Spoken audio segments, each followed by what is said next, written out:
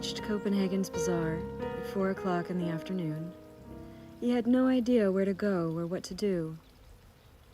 He searched and sauntered down the city center streets, same as during his first visit to Copenhagen's bazaar, same as his second visit, same as his third, same as every time he'd come.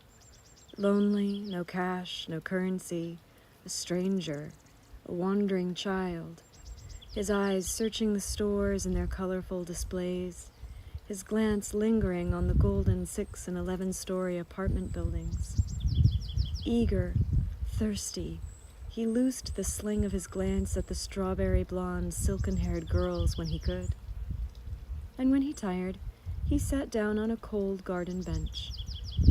Rested, he stood to walk once more, eyes roving, exploring, until he exhausted himself again.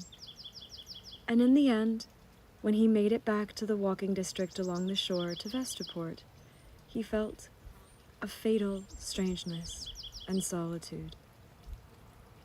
A solitude and strangeness that gnawed noisily on his innermost soul, and back on the ship, on the way back to the island, he heard the refugees, some in broken English, others in Farsi and Arabic, insulting the Danish people, spitting on Denmark's weather.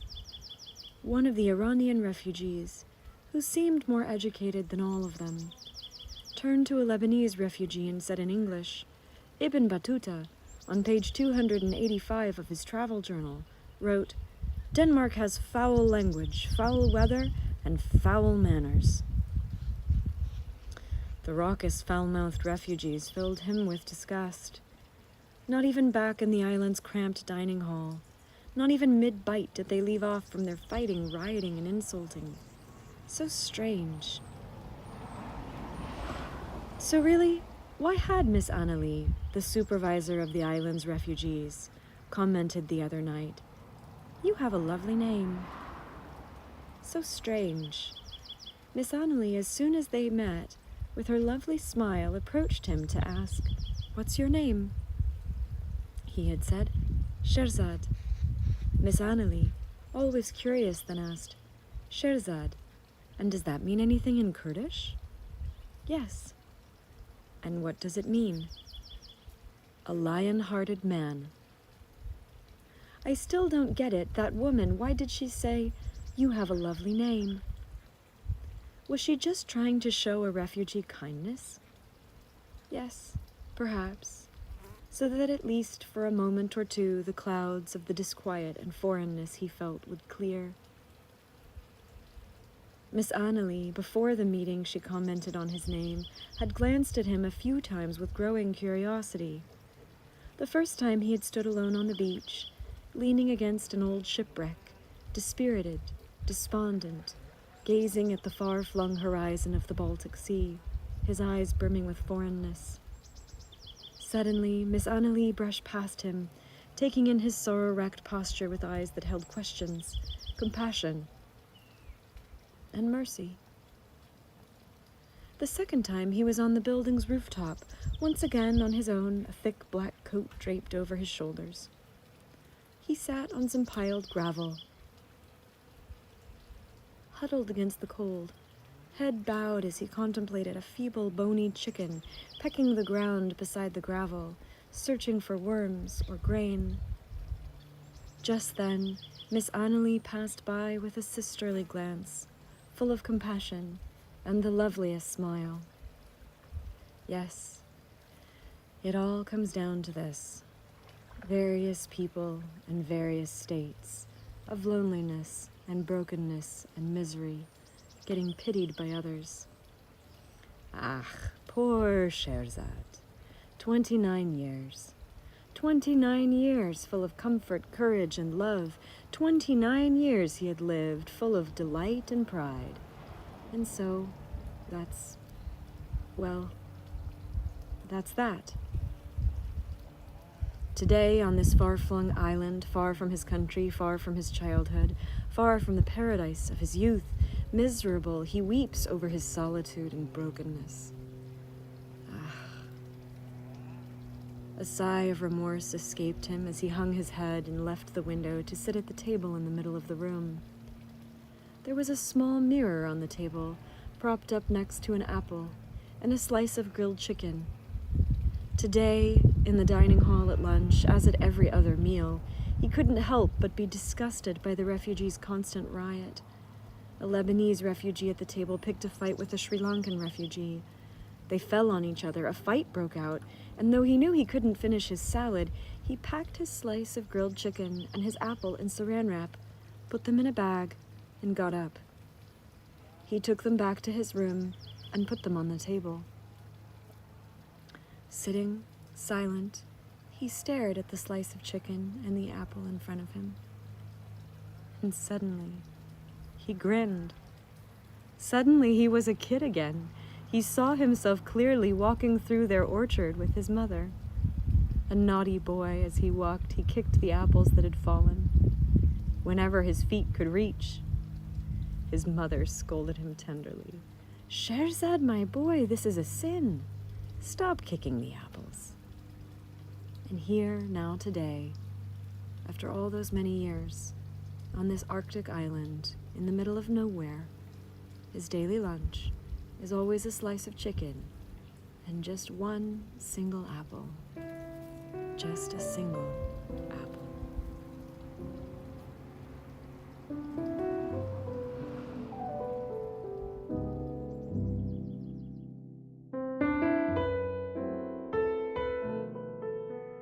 My name is Michelle Mirabella, and I'll be reading my translation of A Body by Chilean author Catalina Infante. A Body was originally published by Columbia Journal and is now part of Deep Vellum's inaugural Best Literary Translations anthology.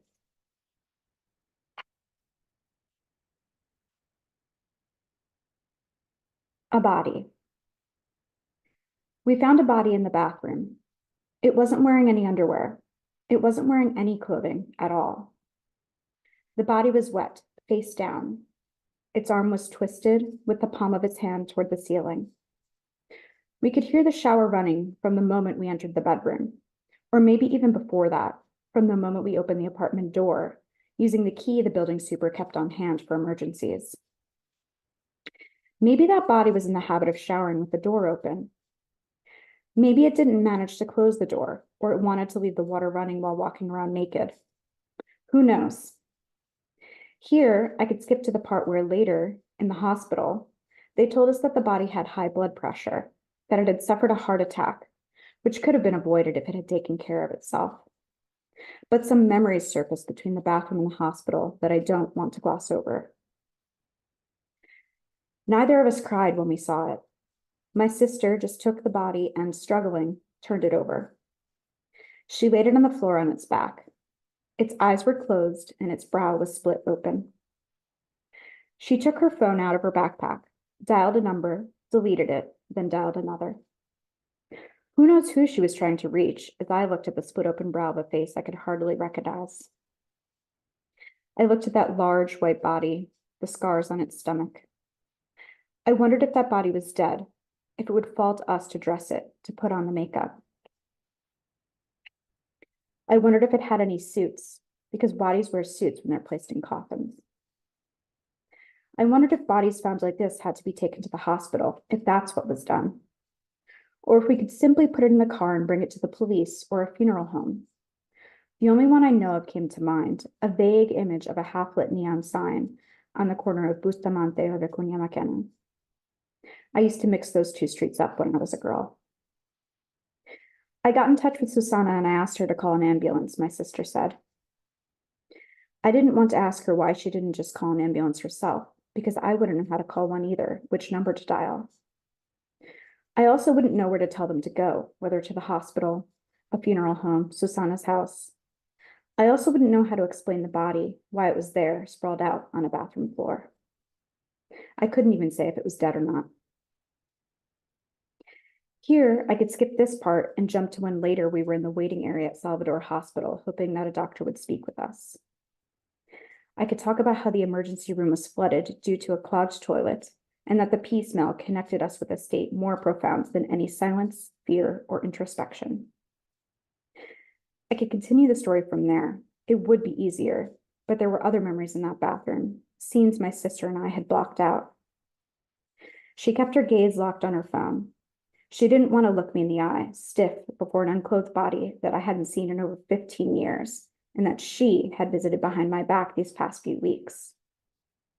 We were reminded then of a scene, both of us at the same time. We didn't just look alike physically to the point of confusion. We also thought in the same way, felt nearly the same way, had the same memories. Or at least that's what I believed. In that memory, the two of us are there many years ago in a car with our matching pajamas, as that body drives slowly down Vicuña Mackenna or Bustamante. The lights from the signs stream through our eyelids, painting our faces in shades of red, blue, and orange. Here, I could pull us out of that bathroom and jump right into describing our hermetic mouths, standing in a corner of that room which reeked of pee. But other memories came. Before the building super and some neighbors showed up, before the paramedics struggled to lift the body onto the stretcher and then into the ambulance, before arriving at Salvador Hospital, and before an aspiring doctor, no older than 27, told us in the middle of the night that the body had suffered a heart attack. As my sister stared at her phone, we were reminded of that scene in silence. I don't know how or in what order the scene must have come to my sister's mind, but in mine, I recalled how that body pulled open our covers in the middle of the night, how it secretly put us in the car, how it drove slowly down that street full of lights, how it parked in a small alleyway outside Susana's house, how we feigned sleep, afraid to open our eyes, terrified to talk to each other, pretending to fall into a deep sleep until we actually did. The next day we woke up at Susana's, asking no questions, because we children didn't ask questions. Over the years, we accepted that night as a dream that we never spoke of. And while I observed that body whose face I hardly remembered, my sister didn't cry, but she did tell me that this body had contacted her a few weeks ago, that it wanted to see the two of us, that that night should have been so different, that that afternoon she and the body talked about some trivial topics along with others that were a bit confusing, that it had asked her for us to forgive it for abandoning us like that it had wanted so much to see the two of us. You can't forgive a body you hardly know, I said to my sister. Then she did cry, as if she were saying goodbye. I tried to do it too, the crying, but I couldn't. So here's where I can tell the part about how they took the body to an operating room, that we waited suspended in the pee smell of that place, that my sister's clothes were stained and I remained stiff among the people.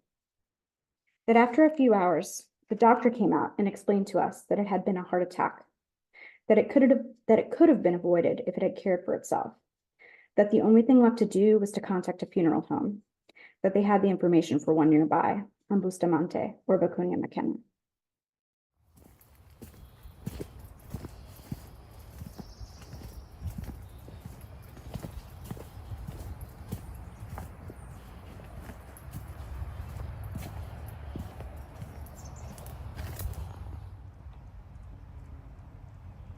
تێگەشتنا زارۆکە واجدە خێرۆ پیسە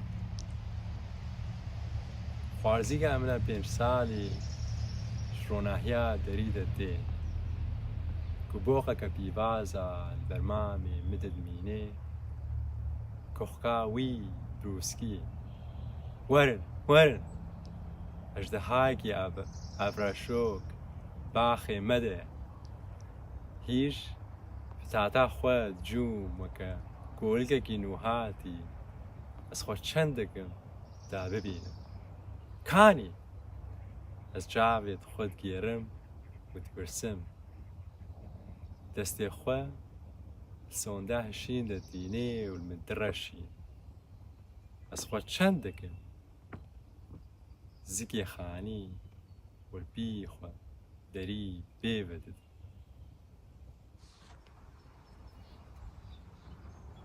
A child's perception. My 5-year-old niece ripples in the light of the doorway, while my uncle chokes on the stem of a green onion. Come see, we have a water dragon in our garden, she says. My uncle's cough thunders. I jump up to see, chewing on a potato wedge like a contented calf. "Where is it?" I ask, looking around. She grabs the green hose and sprays me. I jump back into the house and slam the door shut.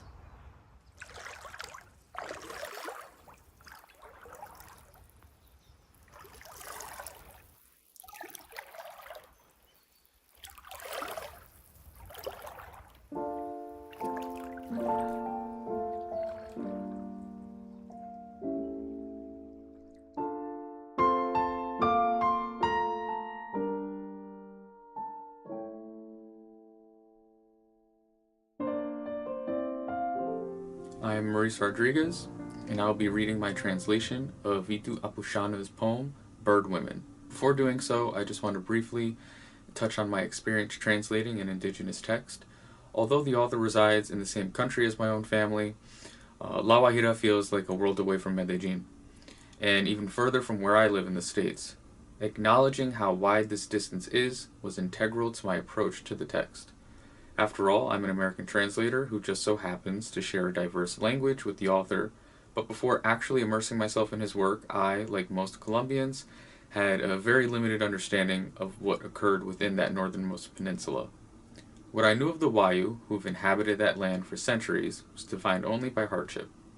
Poverty, drought, exploitation, none of which are by coincidence or accident. State abandonment and the encouraged extraction of natural resources, led by some of the largest coal mines on our planet, accelerate water shortages and exacerbate the harsh conditions of La Guajira. This much I knew, but a land and its people are so much more than what they endure. They are also laughter, dreams, practices, customs, stories, memories, desires, the flora and fauna, among so much more. Thus, to translate Apüshana's work, which preserves the Wayu language in an act of resistance, meant that I first needed to understand that as well. Because, just as a land and a people are more than what they endure, language too is more than the granular rules of syntax and grammar we navigate. Language is also a way of thinking, a way of life. Welcoming this philosophy has by far been the most rewarding part of translating Apüshana's work, and I hope that by doing so I've drawn our shores just a little closer together. And with that said, I will now read my translation of Bird Women by Vito Apüshana. One afternoon, I happened to see two curlews running. They passed swiftly by my canopy singing, Lu Luluma, Lu Luluma. There was moon over the red resting of the sun, and I saw them get lost on the road that goes to the Hagé of Mariró. Late at night, a dream occurred within me, filled with bird women. I was Hiru Witush, the Azulejo woman, knitting with all the colors of time. Hiru Wawachi, the dove woman, was calling her children, bring life here, bring life here. Hiru Shati, the owl woman, was stalking from the fire of her eyes the desired man. Hiru Chunu, the hummingbird woman, was restoring the flowers of the forgotten dreams, many birds and many women. Hiru Karai, the curlew woman, over there swollen with omens in every beat of her heart. Hiru Wului, the turpial woman, was sharing the cool water of laughter. Hiru Isho, the cardinal woman, was bearing the environment on her ash-red wings. When I woke up, I told my mother about the dream and she smiled without looking at me. Ah, she is a Wayin Pirai. And since then, I have been discovering the hidden feathers of the women who shelter us. Thank you.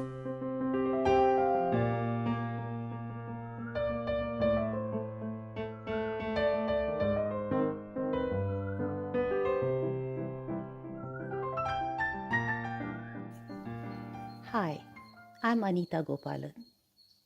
I'm so delighted that my translation of the story The Funeral by Geet Chaturvedi has been featured in the Best Literary Translations Anthology 2024. This is especially gratifying for me because my translations of Geet's works have seen more publication in the US than in India.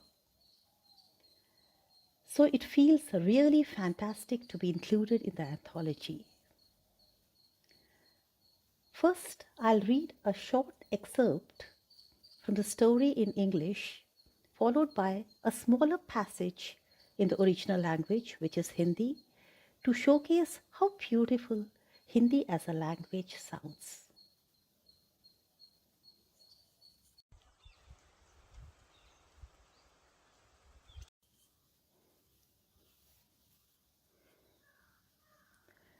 The Funeral by Geet Chaturvedi, translated from the Hindi by Anita Gopalan. It was a good-looking corpse, shrouded completely in sheets. Only the face was visible, with cotton in the nostrils. This was the first time I had seen a dead body up close. Auntie was standing, the picture of stillness, the way she had sat on the library steps, the way she had stood under the lamppost, gazing attentively at the face of the deceased, hands respectfully clasped, perhaps murmuring a prayer to herself. There was something reverential in her manner that drew people closer, and we all huddled around the deceased, our heads bowed, gazing at his face. Suddenly it seemed as if the lips of the dead fluttered. We were startled into wakefulness. I looked at Auntie. She was standing as before, motionless, wooden. But several of us had seen the corpse's lips flutter momentarily. The lips had parted for a moment, then closed. The respectful silence of a moment earlier gave way to commotion. People were astounded. They turned to each other, wanting to confirm what they had just witnessed. Lips moved, right? The dead man's lips fluttered. I saw it, did you? I did. Me too. Yes, yes. His lips opened and closed. Yes. A boy hurriedly bent over the body, removing the cotton from the nostrils. He waved his finger under them, feeling for any breath, any life. It looks as if Abba's lips fluttered. Call the doctor, please. Hurry. Let him check again. The woman in white cried with nervous haste. She was his daughter. A doctor was already there. Swiftly he placed the end of his stethoscope to the chest, searching for a pulse. Then he waved his finger under the nostrils. He repeated the same examination 4 or 5 times, and then he shook his head. But his lips moved, insisted the daughter. The doctor shook his head again. Despite the doctor's refutation, people still discussed how for a fleeting moment the corpse's lips had fluttered. Slowly the cries of excitement died down. In the arpeggios of fading chatter, people started leaving. The dead body was ready for its final journey. Rosa Auntie, who up until then had stood like a statue, stirred. The space left behind by the corpse emptied into her. Her hands, now embracing herself, were just as they had been by the lamppost, as if holding a memory open. She took 2 steps back and, hands folded in namaste, offered a silent gesture of mourning to everyone present, who responded in turn by bringing their palms together. Then, clutching my hand, Rosa Auntie slowly made her way back outside. It was late evening.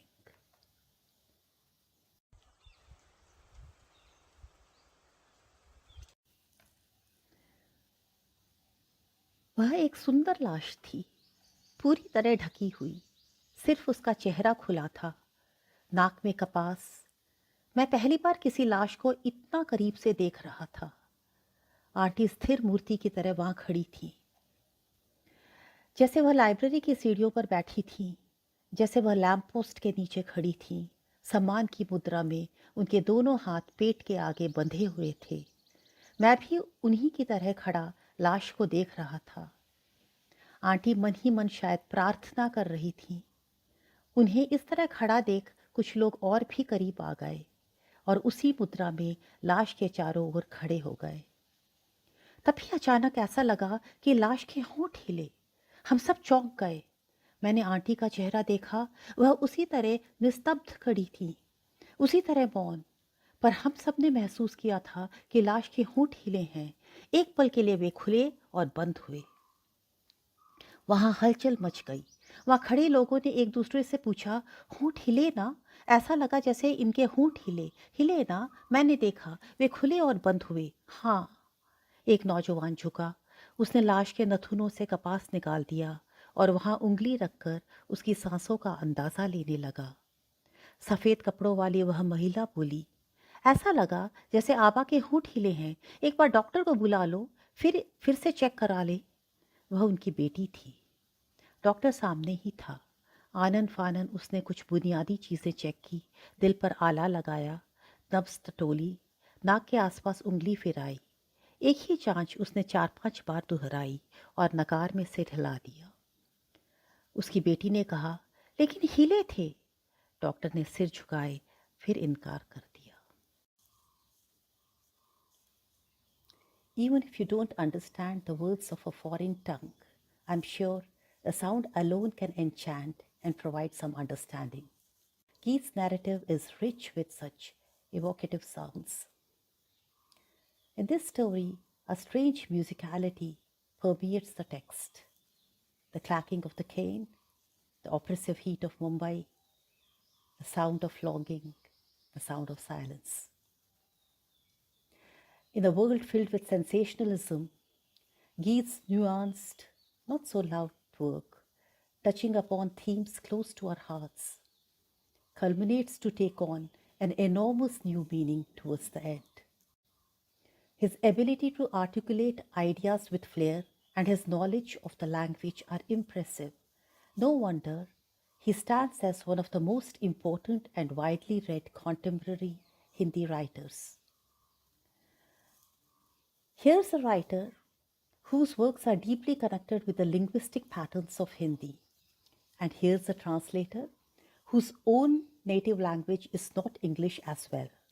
But then, English has never been an alien language to us Indians. Therefore, there is this double desire in me to satisfy the English-speaking natives as well as the English-speaking non-natives.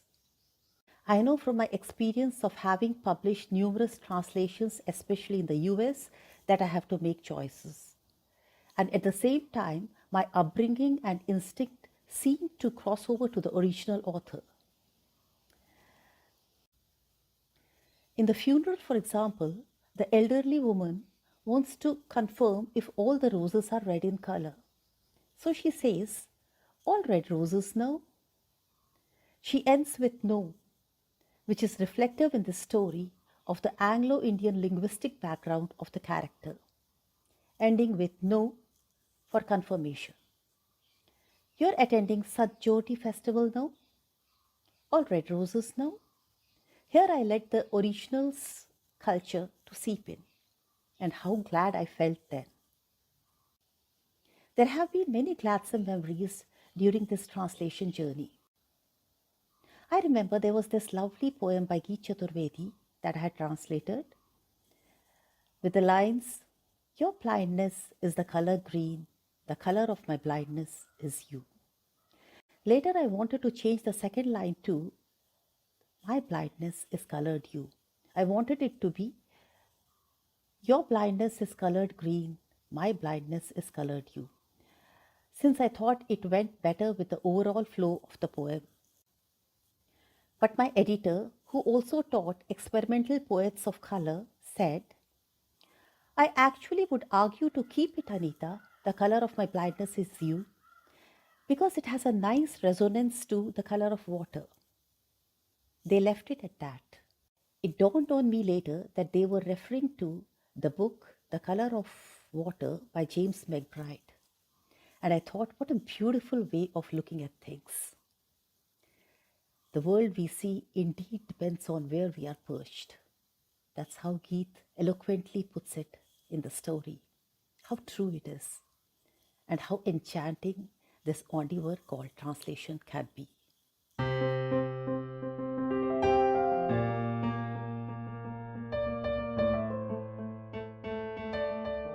I have a collection of powerful objects by Jesus Amalio Lugo, first published in copper nickel. I have a collection of powerful objects from different celestial sources.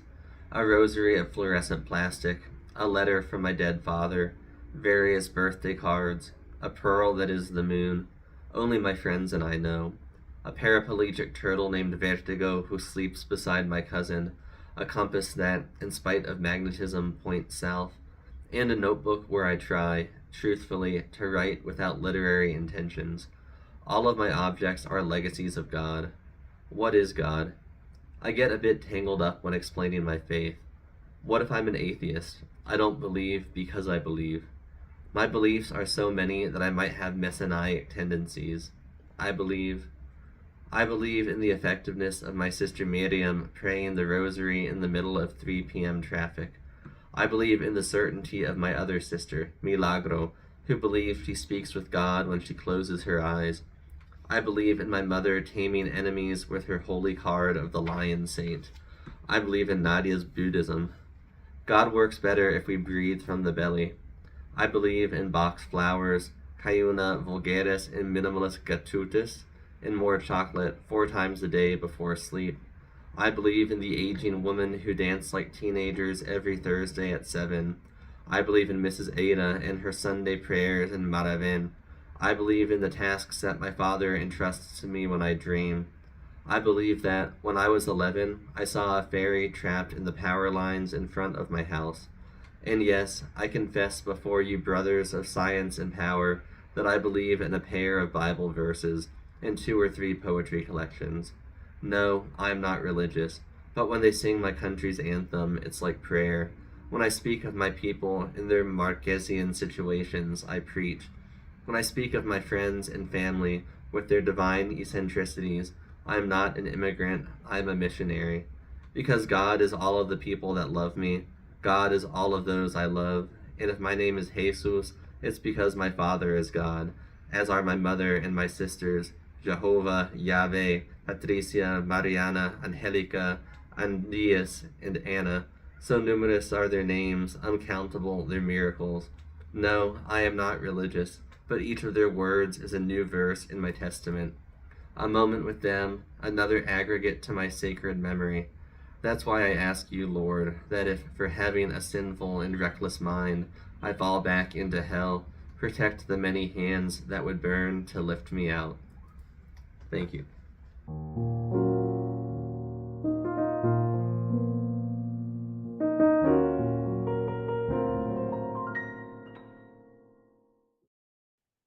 The Secret by Enrique Villasis. Newly molded, it descended to the waters. In its new life, it established itself in the sea. It left its apprehensions by the shore with its old skin. It had no view in the deep aside from the slumbering darkness. Stones and dead coral were skulls of an unfathomable beast, which later heaved and yawned as the undertow swept. It hoped that an eel might dart out from the crevices. What else was venom for? Solitude was far more fatal.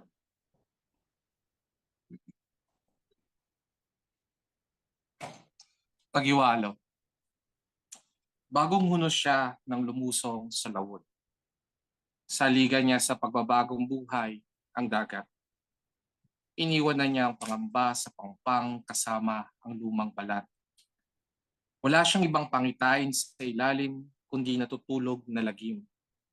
Bungo ng hindi kilalang halimaw, ang mga batot patay na korales na maya't mayay bumabalikwas at napapahikab sa pagyugyog ng alon.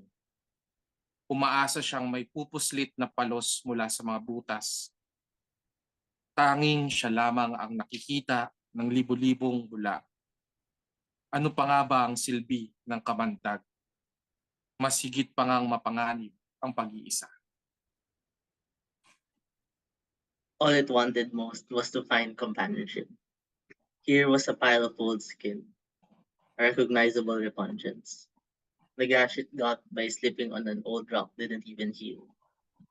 As before, it started again to believe in uncertainty. Higit niyang ninais na mahanap ang mga kasama. Naririto ang tumpok ng mga pinaglumaang balat, ang mga kilalang lansa. Hindi mahilom-hilom ang paghiwa ng basa niyang pagdaan sa matandang bato. Katulad ng dati, ang muli niyang pananalig sa kawalang katiyakan. The humid sea was brewing on his skin. Here, at the surface of a wide stone, at the mouth of a cave, it chose to stay. Not far off, the sound of the cord and the eastern wind flocking, a hand flapping. There was a chill in the wind when it flew, and among the waves, it will be one with its own reflection. It's easy to say that each gust was proof to the existence of spite, that there were angels that crossed the mind, picking up unfulfilled wishes, collecting and releasing them as whirlwinds or typhoons. Meanwhile, the secret will endure the overgrowth of hisses, a cry like in a duet. Only then could it feel its own breath again. Namumulaklak ang alinsangang dagat sa kanyang balat. Dito, sa hapag ng malaking bato, sa bunganga ng kuweba. Pinili niya ang manatili. Sa hindi kalayuan ang salimbayan ng tinig ng kwerdas at tamihan.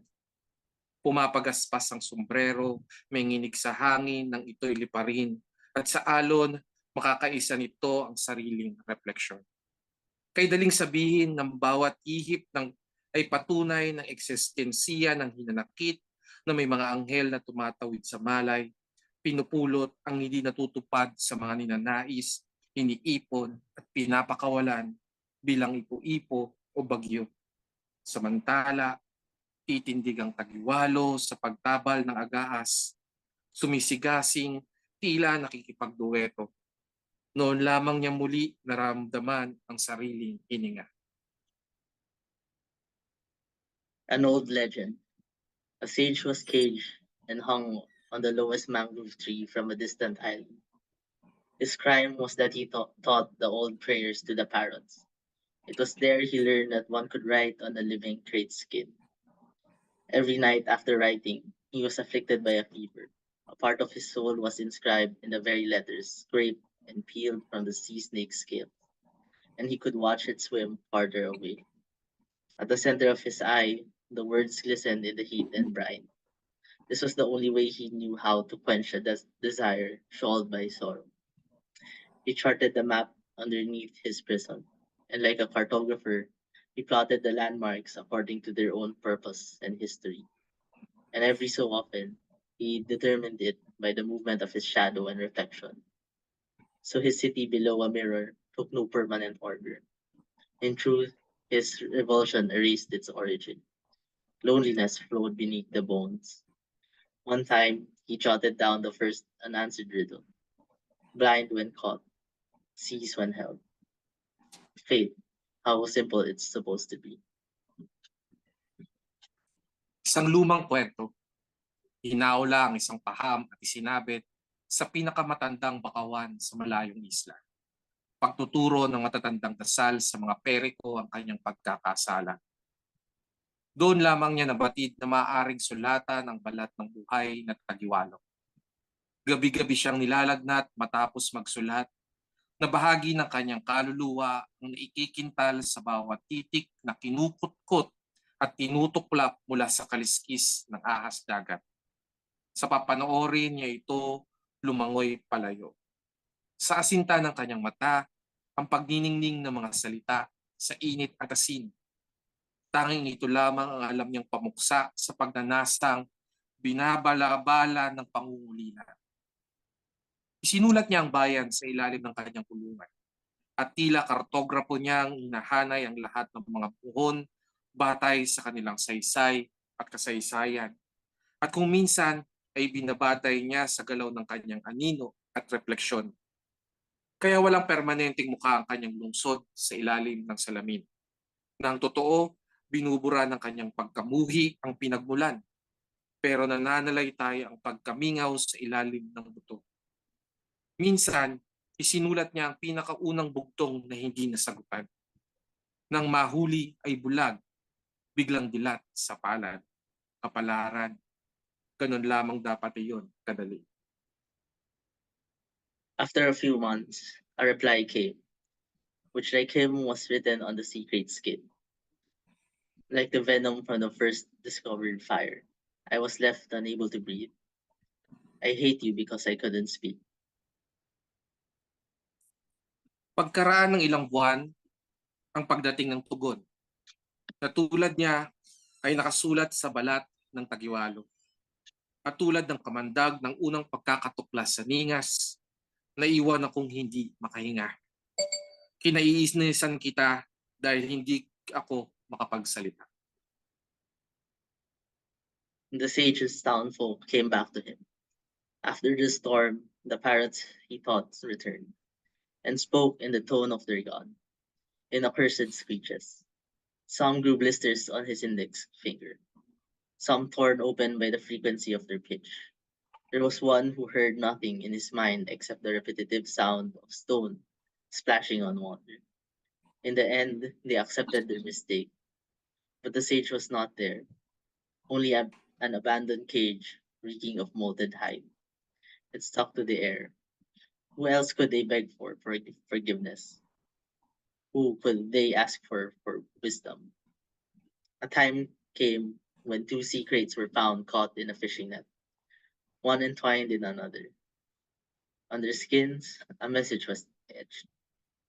You were like a country that had abandoned me, with nothing prepared for me except silence. In my travels, I found myself asking, in the end, which baggage will become part of myself. I've discarded everything since, and when I turned around, I found a wandering owl, which like me kept questioning. And even with such few words, the second message seemed to hold an answer. Each one of us carries a burden. Amidst 1,000 bubbles, you will find yourself, immaculate and bare. Pinalikan ng kanyang kababayan ang paham. Matapos ang sigwa, nagbalikan ng mga tinuruan niyang periko at nagsipagsalita sa tinig ng kanilang Diyos. Mga ngisngis na nangingsisisi. May ilan sa kanila ang tinubuan ng bulutong sa hintuturo. Ang ilan ay napilasan ng kanilang tinig. May isang walang nadidinig sa isip kundi ang paulit-ulit na paglundag ng bato sa tubig. Sa huli, natanggap nila ang kanilang pagkakamali. Ngunit wala na roon ang paham. Abandonadong hawla na may sangsang ng lansa na bakas ng paglulunod. Kumakapit sa hangin. Kanino pa sila hihingi ng kapatawaran?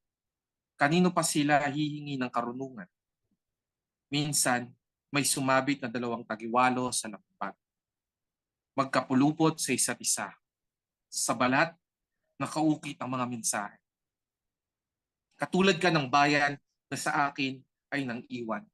Walang ipinabaon kundi katahimikan. Minsan, sa paglalakbay, natagpuan ko ang sariling nagtatanong sa huli. Anong bagahe ang magiging bahagi ng aking sarili? Doon, ipinaiwan sa akin ang lahat at nang ako'y makalingon, natagpuan ko lamang ang isang ligaw na kuwago na katulad ko ay patuloy na nagtatanong. At kahit sa iilan lamang na salita, tila tumutugon ang ikalawang mensahe. Lahat tayo may dinadalang bigat. Sa libo-libong bula, matatagpuan mo ang iyong sarili, basal at hubad. Okay. Salamat. Thank you, Fred. So, punta naman tayo sa parang maikling Xêro question and answers. So, nakabase ang tula na ito sa Dictionary of the Khazars ni Milorad Pavic. Ano ang tumulak sa inyo para magsulat ng tula tungkol dito?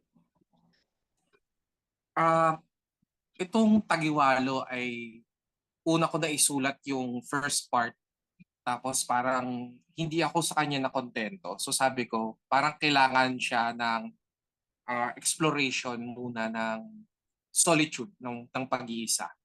The idea ng pag-iisa. So kinailangan ko siya pigain pa yung konsepto ng pag-iisa dun sa central image ng tagiwalo. So, isa sa mga paborito kong nobela at libro, yung Dictionary of Khazar ni Milorad Pavic. At isa sa mga striking na kwento sa akin doon sa nobela ay yung tungkol sa paham, sa isang sage na isinabit sa hawla tapos para makapag-send siya ng message or para may sabi niya, yung gusto niyang sabihin, ini-inscribe niya sa pawikan. So doon niya sinusulat sa pawikan. Tapos yung mga pawikan na yon, nagsuswim sila, lumalangoy sila, tapos natatagpuan sila ng isang princess. Tapos sumasagot yung princess dun sa pawikan. So naging parang nakahanap yung sage, yung paham ng maaari niyang mapagbilinan ng kwento. So at this point nung sinusulat ko nung naalala ko yung kwento na yon sa Dictionary of Khazar, in-incorporate ko siya. Nasa point ako na dito sa Agwa na nung sinusulat ko na siya, binubuo ko na yung manuscript ng Agwa. Nung binubuo ko na yung manuscript ng Agwa, nasa point na ako na gusto kong maglangkap ng mga legends. So kahit mga make-up legends lang siya or fables. Tapos, syempre, may appeal sa akin yung pagiging fabulist nung approach nung manuscript nung ginagawa ko siya. So sabi ko, maganda siguro na magkaroon ng fabulist take sa mga sea creatures na binubuo ko para magkaroon lang siya ng iba't ibang dimension at mauwi yung idea ng pagsusulat doon sa libro na may kinalaman din sa ugnayan natin with metaphors, with narratives doon sa mga sinusulat ko. Kaya ako naisip gamitin yung Dictionary of Khazar. Okay. Salamat. So, napansin ko parang ito lang yung tula sa Agwa, yung gumagamit ng mga fables, no, or mga legends sa buong sequence. So, bilang yung theme ng SANT JORDI ngayon ay tungkol sa dragons, parang nakakambing ko yung tagwalo sa yung local natin, yung Bakunawa, bilang may recent din na parang eclipse din ngayon. So na sa mga future projects niyo, parang may naisip niyo ba na mag-incorporate pa ng mga legends dito sa mga local legends sa tula? Actually, nagpaplano akong bumuo ng collection ng masbate poems. Tapos isa sa mga joke ng masbate ay nagkaroon kami na congresswoman before, si Luz Cleta Bacunawa. Bacunawa yung married name niya. And she was a blue lady ni Melda Marcos. So bahagi siya ng may crony ng mga Marcos. And at the same time, yung anak niya naging presidente na electric cooperative sa akin. So by that time, laging brownout. So laging na-incorporate. Kasi Bacunawa yung head ng so kinakain niya yung ilaw. But other than that, very rich ang Masbate with legends in relation with snakes, dragons, and crocodiles. So growing up, may dalawang legends ako na narinig about dragons. Merong isang kuweba sa amin, yung Batungan Cave, na ang sabi, doon daw nanggaling yung Bakunawa na kumakain ng araw kapag may eclipse. So nung time daw na yon, nung palabas na sana yung Bakunawa, kinidlatan siya. So yung Bakunawa, yung dragon, naging stone. So rock formation siya. Pero yung mga tao doon, in-associate nila yon sa Bakunawa. The same it goes sa isang cliff sa may Aroroy. It's a mining town. Tapos malapit siya sa isa sa mga early settlements ng mga Filipino sa yung Kalatagan Cave. Kung saan may nahukay na Yung mga Kalatagan jar. jar. Pre-colonial na jar. So burial jar. So merong kwento doon na yung rock cliff na yon na may rock formation na mukhang dragon. So the same story that the dragon emerging from the sea, tapos umaakyat na siya sa lupa para kainin na yung settlement sa lugar. So sabi nila nung paakyat na daw yung dragon, kinidlatan, and then it became a rock formation. So siguro pwede kong i-explore yung idea na yun if I'm going to explore yung Masbate bilang alunan no mismong poetics ko, no mismo ng pagtula. So baka yun, pwede kong magamit siya. Oo nga, parang rich nga yung mga legends natin tungkol sa mga dragons, pati yung sa mga lizards, mga crocodiles. So, Siguro dahil tayo very aquatic yung natin, and it's something that most parang nakakalimutan na archipelagic country tayo. We're surrounded by waters, pero kakaunti lang in terms ng published materials na nagto-talk about water, about katubigan. And it's still being parang mystery para sa atin. Tapos sabi niyo din dati, I think parang bestiary yung proyekto ng Agua. Paano niyo naisip na gawin yung project? It started with the first poem na sinulat ko noong time na to ay yung Butanding. Na-translate ko na rin yung Butanding. So, yung Butanding, I was like 10 years old noon, tapos may Butanding talaga na wash ashore sa amin na Butanding. And it's very weird kasi yung area na yon, hindi naman siya, alam ko, hindi talaga siya daanan ng Butanding. So talagang parang naligaw yung Butanding doon, tapos doon na siya doon na siya namatay. So first time ng mga tao na makakita ng ganong kalaking isda, akala nila nga balyena. So tapos at that time merong family friend kami na nagbakasyon ng mga taga Manila. Tapos yun nga, na sila yung nag-explain sa amin na ito whale shark to, ganyan. In-explain sa amin na whale shark nga yung tapos sabi, first time din nila makakita ng whale shark. So kinuna nila ng picture sa Polaroid. So it was the first poem na sinulat ko kasama yung barko na tula na rin siya, batay rin sa karanasan ko bilang umuuwi ng Masbate, sumasakay ng Ro. At lagi nai-stranded kami sa gitna ng laot. So yung bagot, yung pagkainip, isinalin ko siya sa tula na yon. So from there, tapos at that time na sinusulat ko siya, meron akong klase kay Joey Bakiran na MA class na editing at yung pagbubuo ng proyekto. Paano ka bubuo ng isang proyekto sa MA ko. So, MA class. So, yun yung proyekto ko sa kanya. Yung pagbuo ng isang collection na may kinalaman sa tubig. Ang argumento ko nung time na yun is that yun nga, napaka-surrounded tayo ng tubig pero very limited or kakaunti yung mga tula natin that we discussed about water or yung involvement natin sa tubig.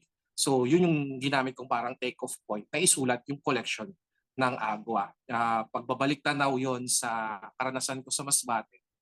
And at the same time, exploration siya sa ugnayan natin sa tubig. Kaya yung buong collection ng Agua, I discussed that parang yung tubig is a source of life, and at the same time, tagakuha din siya ng buhay.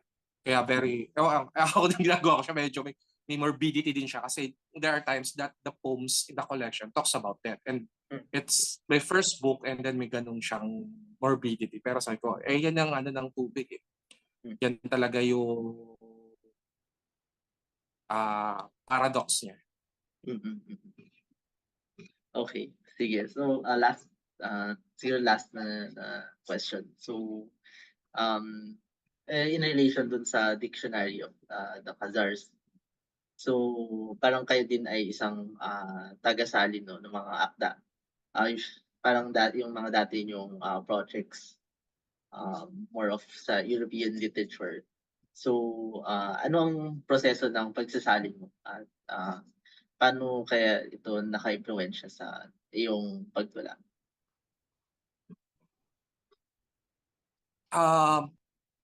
Ang pagsasalin naman din talaga, hindi naman siya 100% nagiging faithful sa mismong akda. So more or less nasa 60-70% siya yung ganun. So naging factor siguro na awareness, may certain awareness ako with sounds. So kapag nagbabasa ako ng akda na itatry ko siyang isalin, may awareness na ako. Kunyari, minsan kasi dahil European language siya, third hand na yung salin ko sa Filipino kasi dadaan pa siya sa English. Tapos ako siya isasalin sa Filipino or sa Minasmate. So, nagiging aware ako dun sa tunog ng English translation para may isalin ko siya into Filipino. So, as much as possible, tinatry kong i-capture yung voice no original or yung salin sa English nung akda. So, kapag nasa English siya, kino-close read ko siya, batay na rin sa tunog niya. Para kapag sinalid ko siya, either gagawin ko ba siyang lyrical, gagawin ko ba siyang straightforward. So, kung ang akda naman ay lyrical, kailangan kong ma-pinpoint ko yung mga sounds niya para doon makuha ko yung indayog. Kapag straightforward naman yung akda, lalo na pag prose, doon ko naman nilalaro yung tunog niya. May paglalaro, may mas ako na nalaro na po pwedeng gawin. So, siguro yun yung nakakatulong sa akin dahil na-develop at na-enhance niya yung awareness ko in terms ng tunog na nagagamit ko kapag sumusulat ako ng sarili kong tula. So, yun yung sa akin ang ng malaking naitutulong ng pagsasalin. At the same time, syempre, yung mga imagery na minsan kasi, di ba, minsan may mga image na kumukonekta sa akin or metaphor na kumukonekta sa akin. Kahit sabihin mo pa siyang European experience, pero metaphor, image can be a universal thing din. So, nahuhugot ko siya at nagagamit din sa sarili kong akda.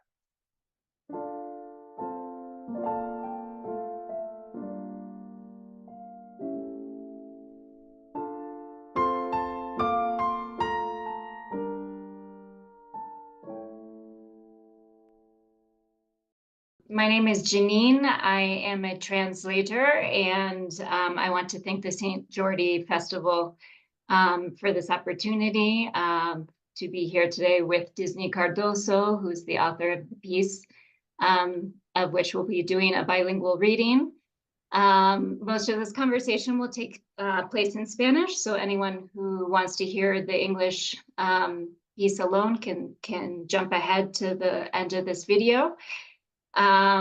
So thanks very much to SANT JORDI Festival. This is the first time Disney and I have actually had the opportunity to meet. We've only been in touch by email. So thanks for bringing us together. Thank you to Juan Alvarez for bringing us together, and also for the support of the ACTI, which is the Asociación Colombiana de Traductores, Terminólogos y Intérpretes, for helping us at this very early hour of the morning tape this conversation in Zoom. So without further ado, we're going to be reading a story that's called La Espiral del Caracol. It was originally published in Colombia by the Instituto del Cardo y Cuervo, and later by Consequence, and now is in the best literary anthology that Deep Vellum has just put out. So I think now I'll turn it over to Spanish. We are with Disney Cardoso, who is a co-signer of the peace agreement between the Colombian government and the former FARC-EP, which was signed in 2016. And Disney wrote this story shortly after that demobilization and subscribing to that peace agreement. Disney, te acabo de presentar como firmante del acuerdo de paz, como autora de esa pieza que vamos a leer conjuntamente hoy, que es La Espiral del Caracol, o en inglés, The Snail Spiral. Entonces, si quieres, pues muy encantadas escucharte. Les muestro pues a la audiencia, pues es la colección de relatos que se llama Naturaleza Común, que también contiene los relatos de otros firmantes de paz, pero hoy vamos a conocer el bello relato de Disney. Entonces, te escuchamos, compañera. Buenos días. Empiezo esta lectura. Espero que sea de grato acoge. Entonces empiezo. 6 meses después de ingresar a la guerrilla, conocí a Gato. Esa primera vez nos vimos en la Llaneta, una vereda cercana a Marquetalia. Asistimos a un entrenamiento para los nuevos reclutas y tanto él como yo estábamos cubiertos de barro, de pies a cabeza. No nos dejábamos de mirar, intuyendo cierta complicidad o quizás la soledad común de quienes llegamos de manera temprana a la guerrilla. Al acabar la tarde nos fuimos a bañar en uno de los ríos que estaban cerca. Comenzamos a hablar mientras el agua nos iba aclarando el rostro y ahí mismo supimos que seríamos amigos. Teníamos 15 años y no parábamos de reír y de correr por entre el paisaje que nos revelaba a través del fuego, perdón. Una tarde, mientras hacíamos chontos, cavar en la tierra para hacer un baño en medio de la selva, vimos por primera vez los caracoles. Eran tan grandes como una moneda y en su concha había una espiral que se retraía lentamente hasta culminar en un centro que quedaba fuera de la vista. Gato y yo nos mirábamos y comenzábamos a acumularlos en las manos y a tirárnoslos, a arrojar y evadir, reír, volver a arrojar. En ese momento a Gato se le ocurrió el juego con el que atontaríamos muchos de los días que le siguieron a ese. Era simple, trazábamos sobre la tierra un cuadro y dentro de este poníamos varios caracoles. Yo sostenía otro caracol en la mano, lo acariciaba en la punta de los dedos, lo calentaba en la sangre y luego lo tiraba al cuadro para que chocara contra cualquier otro allí. Una vida contra otra, gato, perdón, una No, vida tranquila. contra otra. Ganaba el que conseguía romper una de las conchas dentro del cuadro, romper la espiral. Aún hoy recuerdo a Gato con mucho detalle.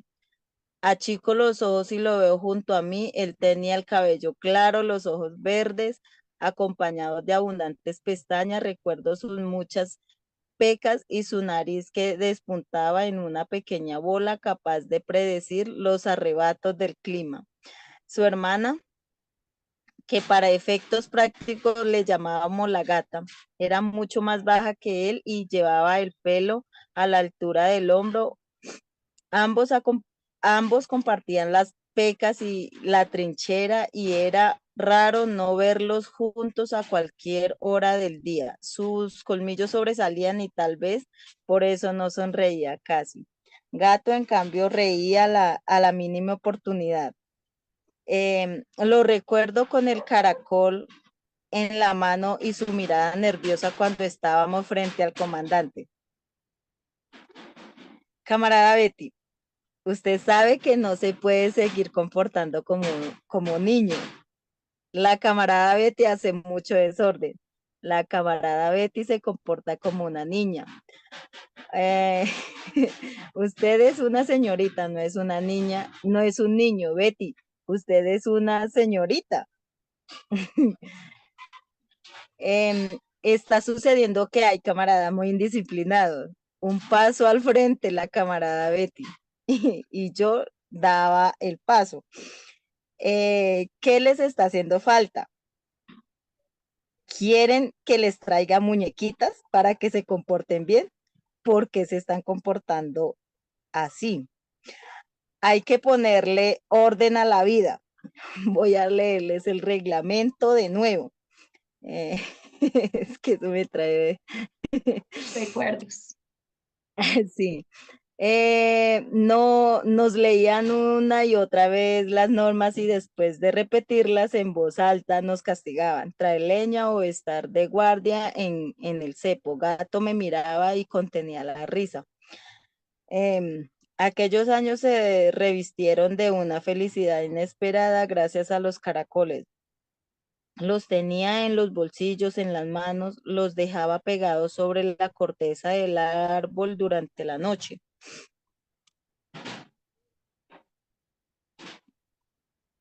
Y al día siguiente los volvía a coger un poco más arriba en su escape lento para retomar el juego. La primera vez que fui al polígono y vi esos círculos cerrándose sobre un centro, pensé de nuevo en el caracol y el disparo salió recto. Crecer es salir del centro e ir hacia afuera. Muchas gracias. Gracias a ti, Disney. Me encanta esta última frase. Bueno, entonces yo voy a leer ahora en inglés. Y Disney, no sé si me haces el favor, si puedes cerrar el micrófono mientras leo solo por el martillo, que se alcance a escuchar un poco. Gracias. Bueno, entonces, The Snail Spiral by Disney Cardoso. I met Gato 6 months after joining the guerrilla. We saw each other for the first time in La Llaneta, a rural settlement near Marquetalia. We were attending a training for new recruits, and he and I were covered in mud from head to toe. We couldn't stop looking at each other, intuiting a certain complicity, or maybe the common solitude of those of us who arrive young to the guerrilla. The afternoon drawing to a close, we went for a swim in one of the nearby rivers. We began talking as the water cleansed our faces, and right then we knew we would be friends. We were 15 years old and laughed uncontrollably as we tore through the landscape that, through play, revealed itself to us. One afternoon, as we were making chontos, latrines dug in the earth in the middle of the jungle, we saw the snails for the first time. They were as big as coins, and their shells had spirals that slowly receded before culminating in a center beyond view. Gato and I looked at each other, began gathering them in our hands, and tossed them at one another. Chucking and ducking, laughing, lobbing them again. At that moment, Gato came up with the game with which we would horse around on so many days that followed this one. It was simple. We traced a square in the earth and put various snails in it. I held another snail in my hand, stroking it with my fingertips, warming it in my grip, and then threw it at the square so it would collide there with another. One life against another. The one who managed to break one of the shells within the square won, breaking the spiral. Today, I can still remember Gatto in great detail. I squint my eyes and see him beside me. He had light hair and green eyes framed by abundant lashes. I remember his many freckles and his nose that sloped into a small nub capable of predicting flare-ups in the weather. His sister, who, for practical reasons, we called Gata, was much shorter than he and wore her hair shoulder length. They both shared those freckles and the trenches, and it was odd not to see them together at any hour of the day. She had protruding canine teeth, which is perhaps why she hardly smiled. Gatto, on the other hand, would laugh at the slightest opportunity. I can remember him, snail in hand, and his nervous gaze when we were before the commander.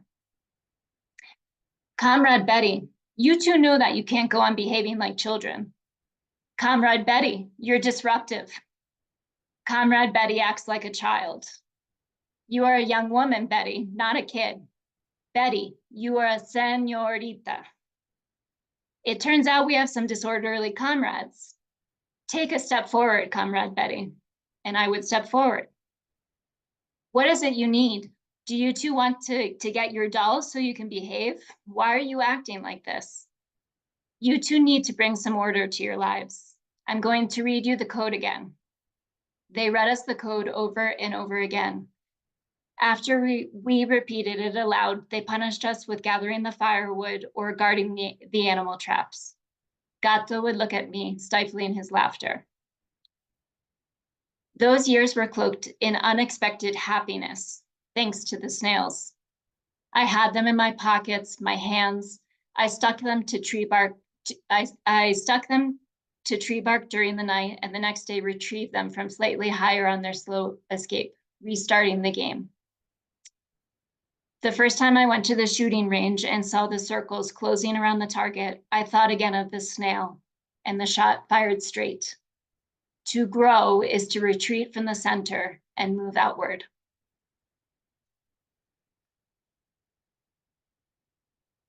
Listo. Ahí puedes abrir el micrófono, Disney.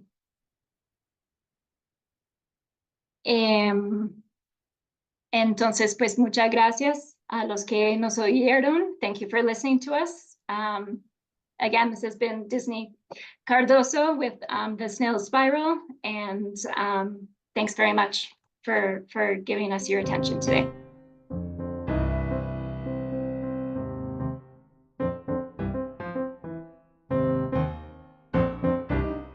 Well, Alma, I'm very excited to have you here today. Thank you, Jaume. So, what are we cooking? What is this recipe? So we are cooking some faina with salted cod, bacallà in Catalan. Bacallà is a very popular ingredient in Catalan cuisine since Middle Ages. Is a salt preserving method, what we did since that age. And then we have some faina with a modern sauce, and the dish is called bacallà amb faina. So codfish with vegetables, and these vegetables are very iconic from Mediterranean cuisine, right? Exactly. What are those? We have onions. So basically what we're gonna do now first is the onion. We're gonna leave the onion a little bit, like probably 8 minutes. Then we're gonna add the peppers with the garlic and all those peppers, green peppers and red peppers. And then the eggplant, and at the very end, the tomato. All right, so onion, bell pepper, eggplant, tomato, all like slowly cooked together? Slowly cooked together. If we leave the sauce for a long time, like a confit, like a marmalade texture, that will be as a sauce. And if we leave the sauce like less cooked, it will be like a side. Okay. We can use this sauce for grilled fish, grilled meats. You can have it at home as a side, as a sauce, as a good resources for every day. And this recipe is part of your book, the Catalan table, right? Of course, yeah. So where does the idea of this book come from? So this book, the idea of this book started before the pandemic, the COVID, and is almost, I want to say, like a whole year project, a family project actually. And the idea was because we needed a tool to promote Catalan cuisine here in the States. So that is, of course, a good tool that we had from Coleman Andrews, but we wanted like a new version of the Catalan cuisine now, and we thought that it would be good to have a new tool. And we started writing this book during the COVID times as a family project, because I was writing, my husband was taking the photos, and the kids were eating the food. The photos are absolutely amazing. The recipes are very good too. And also, I've noticed that a lot of star chefs from Catalonia are featured in the book. I would say practically all of them, right? Like everyone relevant in Catalan gastronomy is in this book. Yeah, so the reason for that is because I'm not, of course, nobody knows me. So I thought, who's gonna buy the book? How we're gonna promote this book? And I thought, okay, let's email those chefs and, you know, offering them to participate in the book. And they said, all of them said yes. It was very exciting getting the emails from them and saying, yeah, we want to participate, we want to help you, what we have to do. So when I said, the only thing you have to do is just comment a recipe and say something about it. And they all actually did it. And also we needed somebody for the foreword. So what we did is ask Coleman Andrews, as I said, one of the best books we have here as a tool in the States, and he wrote the foreword.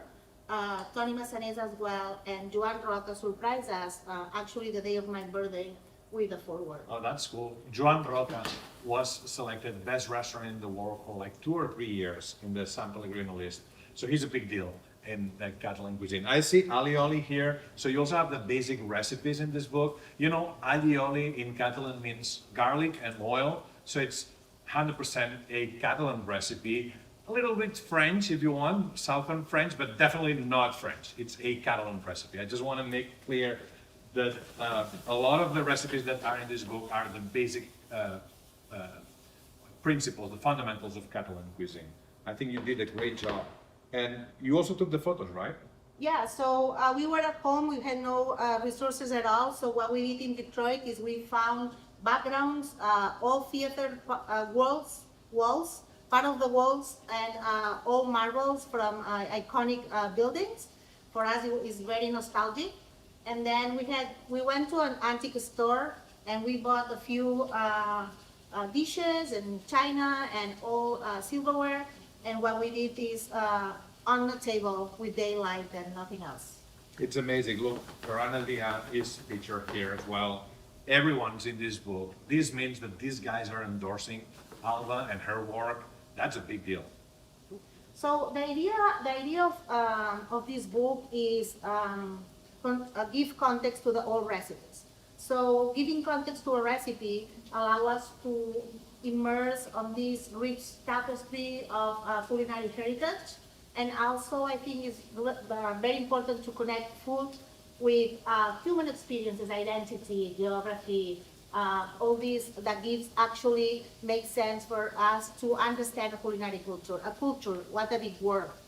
I was thinking about like Josep Pla, the celebrated Catalan writer, that said that cooking is putting the landscape in the pot. And that's what the Catalan cuisine is all about, right?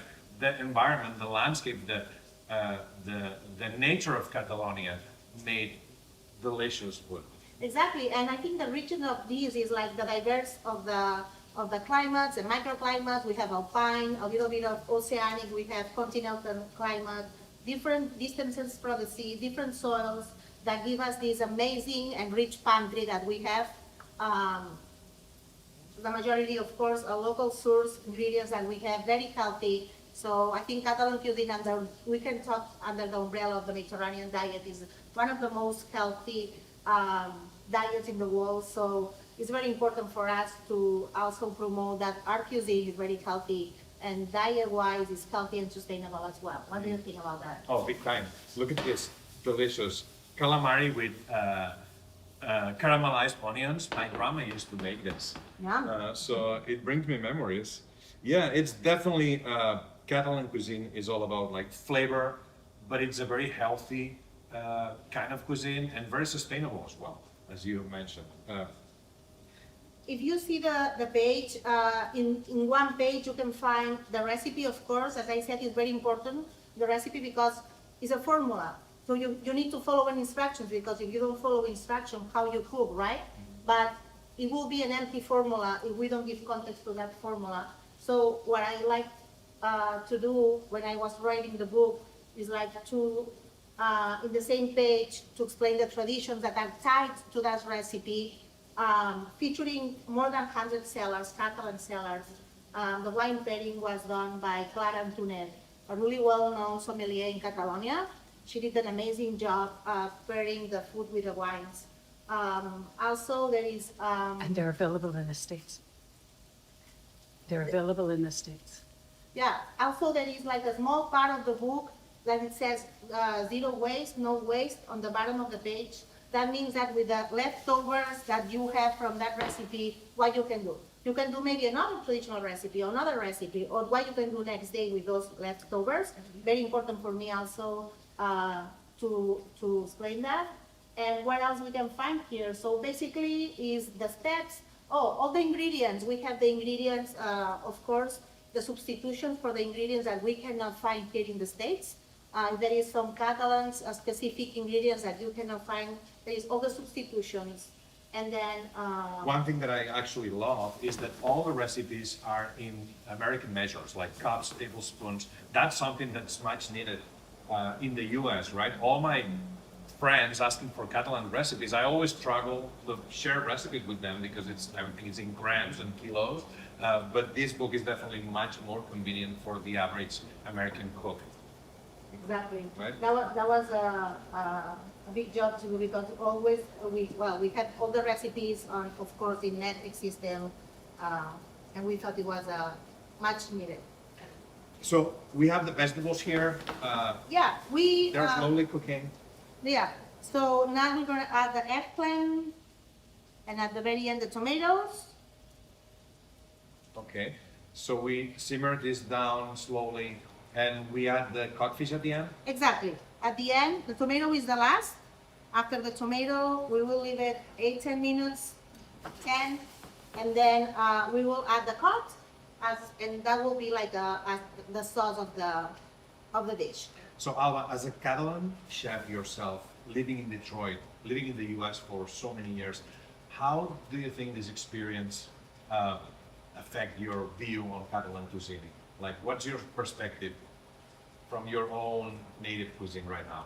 Well, at the beginning I was kind of frustrated because I thought, why American chefs think that they have to add something something else on Catalan recipes, and I was really frustrated because I thought, no, it's that simple, nothing else. So I was frustrated because I'm always trying to explain them that it's that simple, and that's why it's good, because it's that simple, good product, good technique, that's it. And I was frustrated because they always add like chili flakes, or I was like, no, this is not Catalan. So it's good though. I mean, they have a point there. Like I know. Yeah, a drizzle of sriracha on some dishes works, but yeah, the beauty of simplicity of Catalan cuisine is how we grew up, like eating simple flavors, like an average dinner of us. Family dinner is boiled potatoes with boiled string beans and a drizzle of olive oil, no other sauces, right? Exactly. And so this means that the potatoes have to be very good, the string beans have to be very good, and the olive oil has to be very good, because otherwise it doesn't work out. So we grow up learning the flavors, the basic flavors, and I think that's one strength of Catalan chefs in general. And we don't have this concept of building flavor, right? We combine flavors. That's a different style. And yeah, that's definitely Catalan cuisine in a nutshell. And it's also a very old cuisine with a lot of tradition behind it. And I think this is also reflected in the book. So you are very knowledgeable about Catalan history, right? You can teach me a lot, Thelma.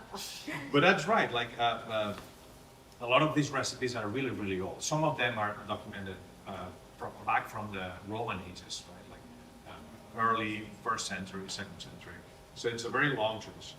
Yeah, we have crema catalana here that in the Middle Ages, I think, if I don't remember wrong, Thelma can correct me, it was called Michelle, right? And it's a very old recipe, and now it's still like fashionable and trendy, and I don't want to say it's a Catalan French roulette because that will be a sin for us. Well, yeah, no, because the French is just took the idea and then made it famous. But yeah, crema catalana is like burned pudding, right? The burned custard. Exactly, exactly. So we have the vegetables ready. Yeah. Are we gonna add the tomato? the tomato, and then we will let steam that for a little bit more, and then that's it. We will add it the pot, let it steam a little bit more, and that will be the dish. We have a lot of some finer here, but as I said, when you do it more, and you have it next day for whatever, even like a fry it, right, Jama? Yeah. It's a great dish for like keeping for the next day. Exactly. It works really well. So remember, when you go to Barcelona, when you go to Catalonia, look for Catalan cuisine. These days we have everything, of course, right? You can get your quinoa bowl in Barcelona, you can get your Japanese or like even your Spanish tapas, which is like exotic for us as well. As you might not think so, but it's like tapas, pizza, all this is international cuisine, but you have to look for the local Catalan cuisine. And that's a great example. Yeah, it's kind of frustrating when at some point the dictatorship wanted, like, he was so stubborn on saying that The Spanish dictator, yeah, Franco. Yeah. Franco. He was so stubborn because he really wanted to say that Catalan cuisine was just like a regional and a kind of a version of Spanish, and he was promoting as this like thought that is crazy wrong, and then it was for us it was a huge time when he passed, and Catalan cuisine was able to be itself again, and you know, that was then the explosion of. So it was kind of suppressed for a while, right? Like the establishment didn't want the Catalan cuisine to be known. Yeah, that makes sense.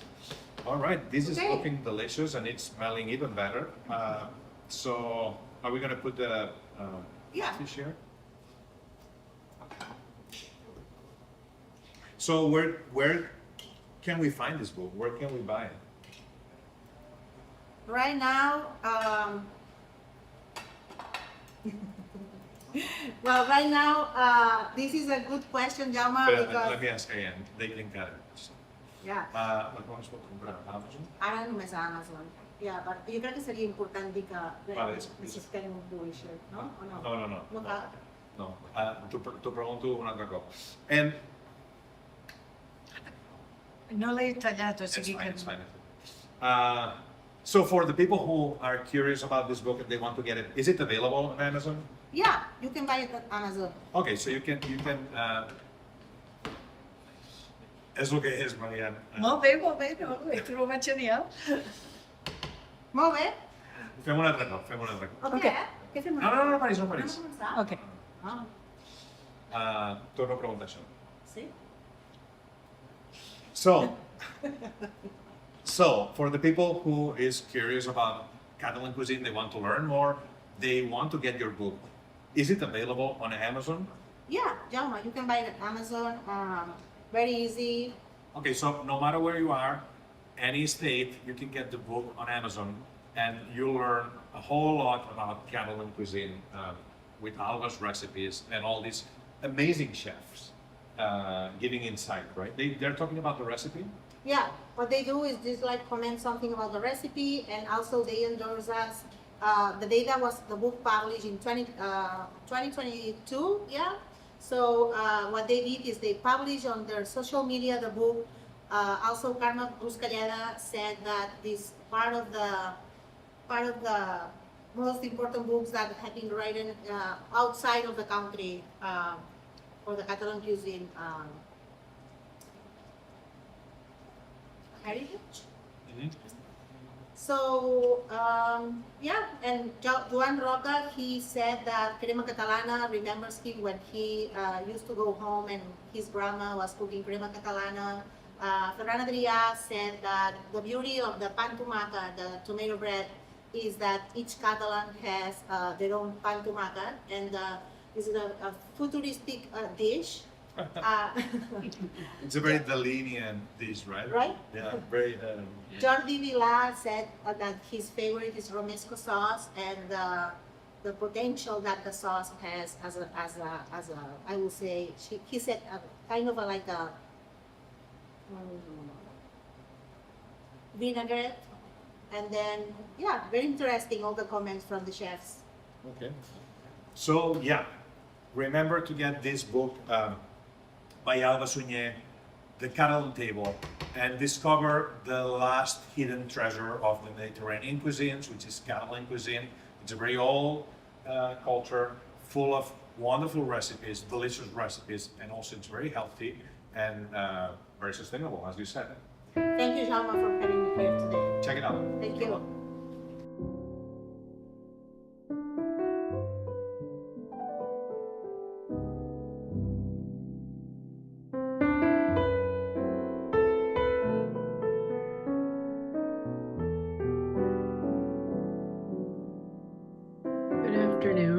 Good evening, good morning, wherever you are in the world. My name is Samantha Schnee. I am a translator from Spanish, and today I'm going to share with you some beautiful poetry by Jeanette Clarion, a poet, publisher, and translator from Mexico. And I'm reading from a book called The Goddesses of Water, which was published by the fantastic team at World Poetry Books. This part of the book is called 52 Fragments. They're 52 tercets, and I'm going to read you the first 17. They crossed the sea, beads of jade beneath their tongues. In marshy lands, echoes of ocelots chisel the afterlife. In pyrite, they glimpsed the shapes of their faces. What foliage, what pure water stirred the confusion of oblivion? The phases of the moon fell, broken into pieces. The pods of the locust tree leaned toward the aroma of their bodies. The tracks of the jaguar splattered the seeds. The indigo dawn poured its emptiness on the eyelids of the sea. A brief commotion of birds arose, auguring the coming of winter. Flaming flowers filled their ewers with heaven. Their mouths of loose snow bound language to their hands of amaranth. Serpents' tongues, the rain wooed the mud. In the lake, the goose deciphers its destiny. Like a lapse in oblivion, the feathers scattered over the breasts of the moon. Portals to the estuary, the goddesses offered their tona to the sun. The silver thread of the snail plowed the seam of their song. It was the year 13 Pedernal. In the morning, the Teponatzles accompanied Ashayakatsin's songs.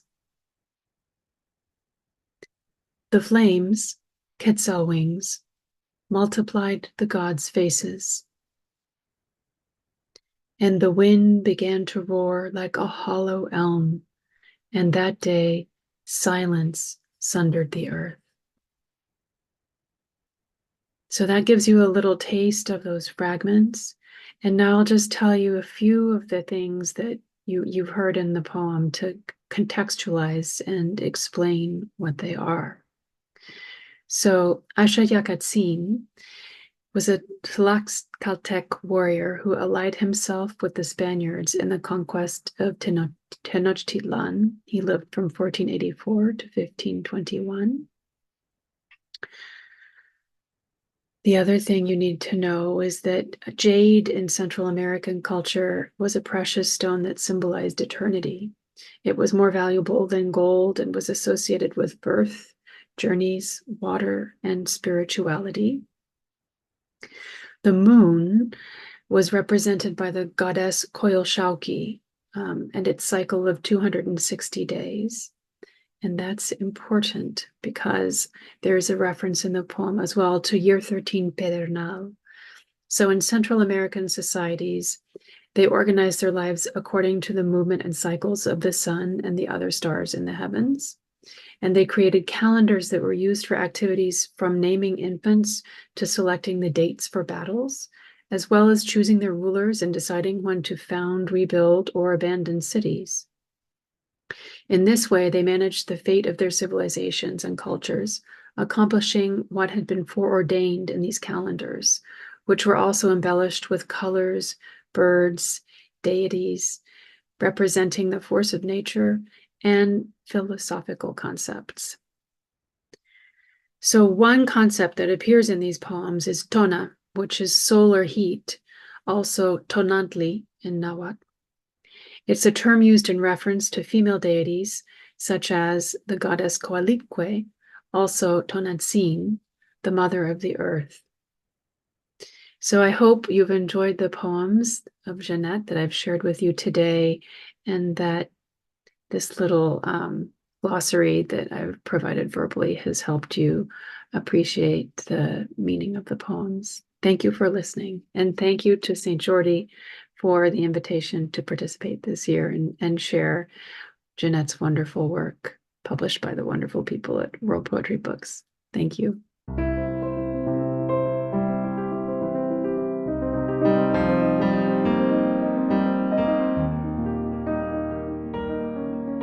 Hello, my name is Wendy Call.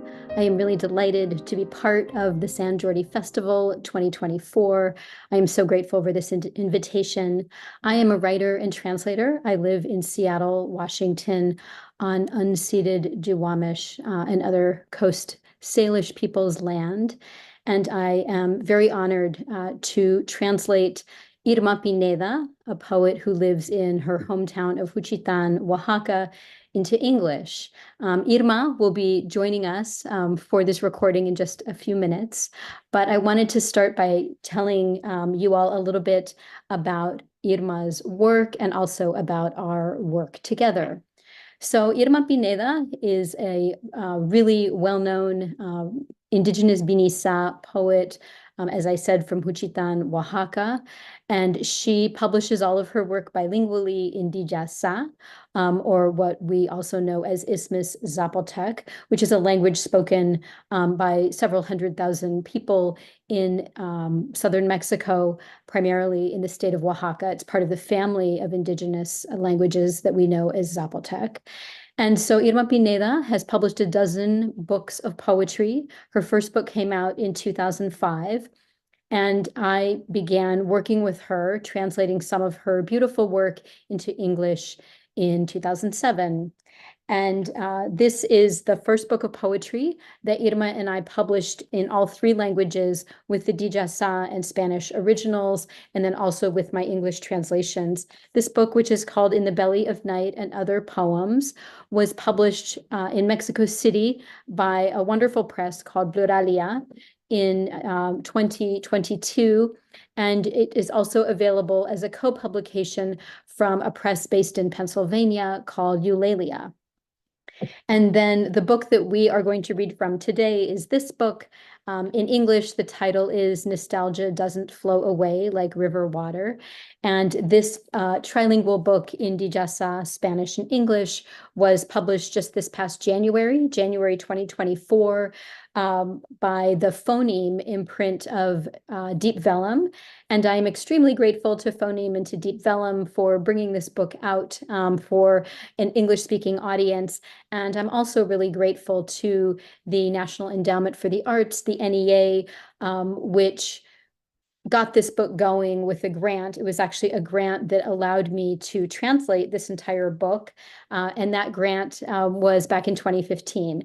So the NEA had early faith in this project, and Deep Vellum had more recent faith in the project. And I am very grateful for that support. So before Irma and I read a few poems, I want to talk a little bit about how we go about translating and how these books came out into the world. I first learned of Irma Pineda's poetry from one of my neighbors in Seattle, who is from the same region of Oaxaca, Mexico, that Irma is from, called the Isthmus of Tehuantepec.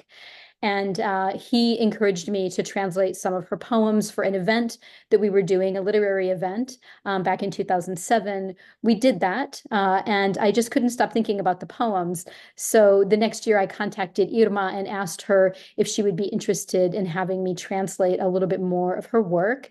And I am extremely grateful that she said yes. It has really changed my life to be engaged with this poetry and to learn more about Zapotec literatures more broadly.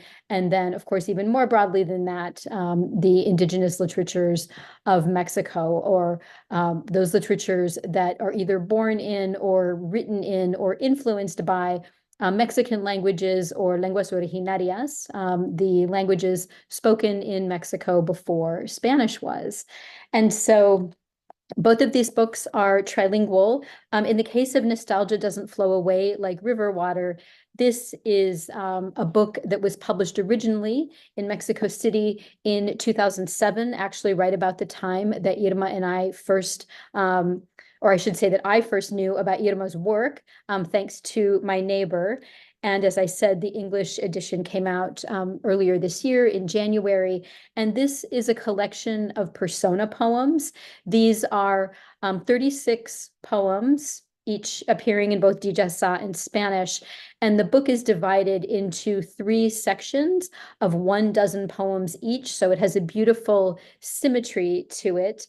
And these are persona poems with 2 voices. And one of the voices is a person who has left their community in southern Mexico to travel to the US as an undocumented person looking for work.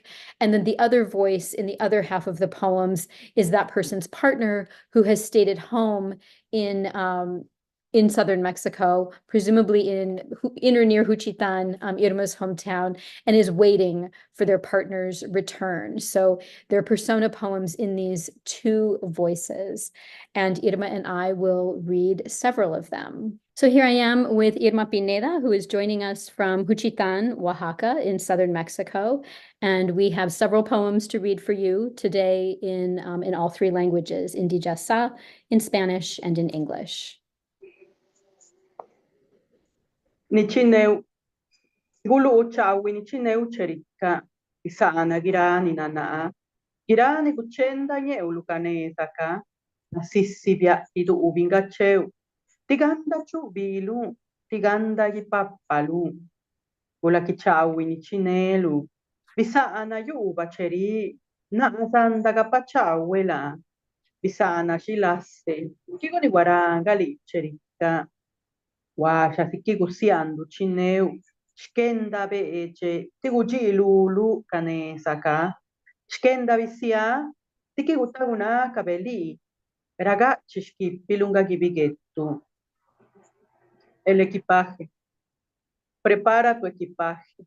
Deja todo lo que pese, lo que pueda enredar tus pies en los caminos. Ligero como una pluma debes partir, para saltar, para volar. Prepara bien tu equipaje. Deja aquí el dolor que yo bien puedo guardarlo. Deja la nostalgia para que no te enferme allá. Mas no olvides llevar el don del tigre para enfrentar los caminos. El don del águila para que ninguna mano te detenga. Al lugar que guarda tu ombligo debes volver. And this version in English was first published in the literary journal Michigan Quarterly Review. So thanks to that journal. Your suitcase. Pack your suitcase. Leave behind all that weighs you down, that might entangle your feet on the path. You must leave light as a feather to leap, to fly. Pack your suitcase well. Leave the pain here. I will take good care of it. Leave the nostalgia so it won't make you sick once there. But don't forget to take the gift of the jaguar to face the long journey, the gift of the eagle so you won't be captured. You must return to your lifelines home.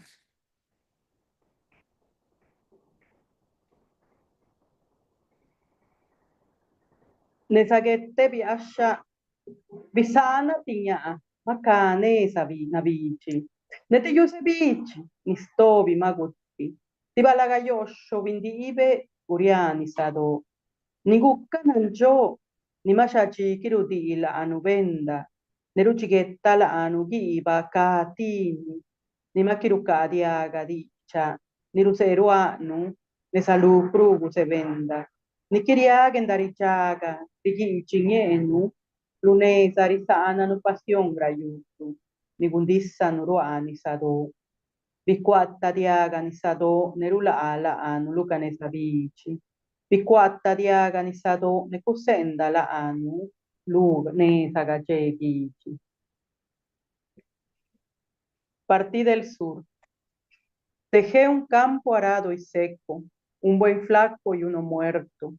Una barcaza vieja atada a la orilla de la mar, que un día fue nuestra gloria, la que hace tiempo dejó de parir peces y nos vomita oxidadas latas, la que ya no escucha nuestras plegarias cuando le rezamos a la Santa Cruz de los pescadores, ni se apiada del cansancio que abraza nuestros pies en largas procesiones rumbo al templo que en su honor levantamos en la playa. Ensordeció la mar y nos echa a los brazos del desierto. Ensordeció la mar y nos arroja sobre los caminos de otros pueblos. And this poem does not have a title. It's part of a 12-poem series from the book, and the whole series is called On the Path. And this particular poem was originally published in English in the Cincinnati Review. I set out from the south, left cornfields plowed and parched, one ox thin and one dead, one old boat tied to the edge of the sea that was once our glory, but long ago stopped giving us fish and now vomits rusted cans, that no longer hears our pleas when we pray to the fisherman's sacred cross, takes no pity on the fatigue that clasps our feet. On our processions to the altar we built for her at the ocean's mouth. The sea went deaf and tossed us into the desert's arms. The sea went deaf and hurled us onto someone else's path.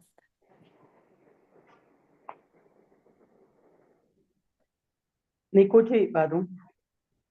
Neni saluna sika chica. Ukala chenuchi iba vininda ani kichisitu. Kadi shuba di bindani. Gullegi iba ni nadippa. Nundi ibilachi dua ne kashpinne. Chinakkati ni bigetta shkichinu. Bashilaste ma vittila. Magastinda ani ka chichinga yaga. Nusinashi kendari beta di. Magastiru nuni sitidi. Sini sado kayuya chila anu. Nagundu besalun, nesidi besalun, nesidi besalulu, ne makikundala yu, negendari bana lu kajinyu, lu bishose lu kabizana lu, besalun ramakinyanda nuchi banuchi, Besaluni, mabichaga, kuyubi, ne sararide espiani, gubicha, besaluni, kananiti, shanayu, lunesa nirine la aka, ranuki iba, luni ibi la aka, tiguni kahmaki iba, nepudigen danabani, ragirutti kayuya, shanayu, garuchi, baduyanna, kiba, nigundushe, kendanayeche nulu, vini, ni cabeza, spini. La siembra. Con el sudor de los días quise sembrar en nuevas tierras. No fue maíz lo que brotó, sino metales que con fuerza atan mi corazón y el de los míos. ¿Cómo volver a la tierra nuestra si la nostalgia la ha matado? No queda en su vientre una gota de miel para endulzar las esperanzas. No me espera más que la sal del mar que nos mira con resentidos ojos, con la sal de sus ojos, la sal de tus ojos que han hecho surcos en la tierra, de tanto extrañar los ojos de tus hijos, los ojos de tu padre, los ojos de tus hermanos, ojos en los que no pudimos sembrar más días, ojos que cansados están ya de buscar por dónde sale la luz del sol, ojos perdidos en el subterráneo, el camino que los lleva cada día rumbo al metal que los mueve, para crear otras máquinas que den vida donde nadie los ve. Sembramos ahora bajo la tierra, máquinas que habrán de terminar con la alegría en los ojos de quienes esperan. And in English, the title of this poem is Sowing, and this was published also in the Michigan Quarterly Review. I want to sow the day's sweat in distant lands. It wasn't corn that sprang up, but metal that shackles our hearts. How can we return to this land if nostalgia has killed it? Not a drop of honey left in its belly to sweeten our home place. Only salt awaits me from the sea that watches us with bitter eyes, from the salt from its eyes, the salt from your eyes that has furrowed the earth with so much loss, your children's eyes, your father's eyes, your brother's eyes, eyes that could wait no longer, eyes so tired of searching for a ray of sunlight, eyes lost in the underground path that carries them each day toward the metal that moves them to make other machines invisible as they give up their lives. Now we will sow in the earth machines that will banish happiness from the eyes of those who await them. Pigici, na sindani bella ngayuba. No ago shalle ki tubinaka kidilade, tigusa ana nicheri, sha na yudi, yuni rodici chagi suraga chiskipe, la yuni na ase doshken danavane, la yuni kubayudo oyanne, tikibigetta ne ye quakke lumeshabito, ne ciniara shpa kage tustine, cissi, tigici, da vicicci da livella ngayuba, siniala, ne cagina. Una espina dentro de la carne es el dolor. Quiero abrir mi piel entera para dejarlo aquí, debajo de esta tierra. La misma que abriga la olla de barro, casa de mi ombligo, la tierra que sostiene el cordel de mi vida, la que habrá de jalar mis rendas para volver con flores y poner en la mesa de los santos y llevar a las tumbas de mis muertos, pero una espina bien metida adentro de la carne es el dolor. Partiré con él aunque me pese. And this poem was first published in English in a journal called Diálogo, which is a both literary and scholarly journal based at DePaul University in Chicago. Thorn. A thorn deep in my flesh is pain itself. I want to tear open my skin to leave it here, beneath this earth that shields the earthen pot, house of my birth cord. The land that holds my lifeline, the land that will reel me back, So I will return with flowers to place on our altar, to take to my loved ones' graves. But a thorn buried deep in my flesh is pain. I will carry this weight with me. Masi ulang gagukana, gagubicha cielo. Nekikijela sianda yupa. Da abinda ni ke sikasinyaka tiguji una tumburwa. Chawiruga kuchu gendare da silu. Ujomye jinashi nebandala dilu. Nikaji chiru kwe yo shoshorali jinu. Jisi. Uji udikizaka yu ubaguti skenda la chidua. Largos son los soles de tu ausencia, y nada encuentro para remediar este dolor clavado en mi mente, como un cuchillo de boca torpe, que despacio corta los recuerdos, destroza sus olores, la sombra de tu cuerpo que permanece adherida a las paredes de la vieja casa. Mas no será el cuchillo del dolor que nos asesine la esperanza. And this is another poem from the 12-poem sequence. So this individual poem doesn't have a title. And this poem was also originally published in Michigan Quarterly Review. Too long the many sunsets of your absence, and I've found nothing to ease this pain, hatcheted in my brain. Like a dull blade that slowly cleaves my memories, destroys their sense. The shadow of your body that still clings to the walls of this old house. But my pain's blade won't kill our hope.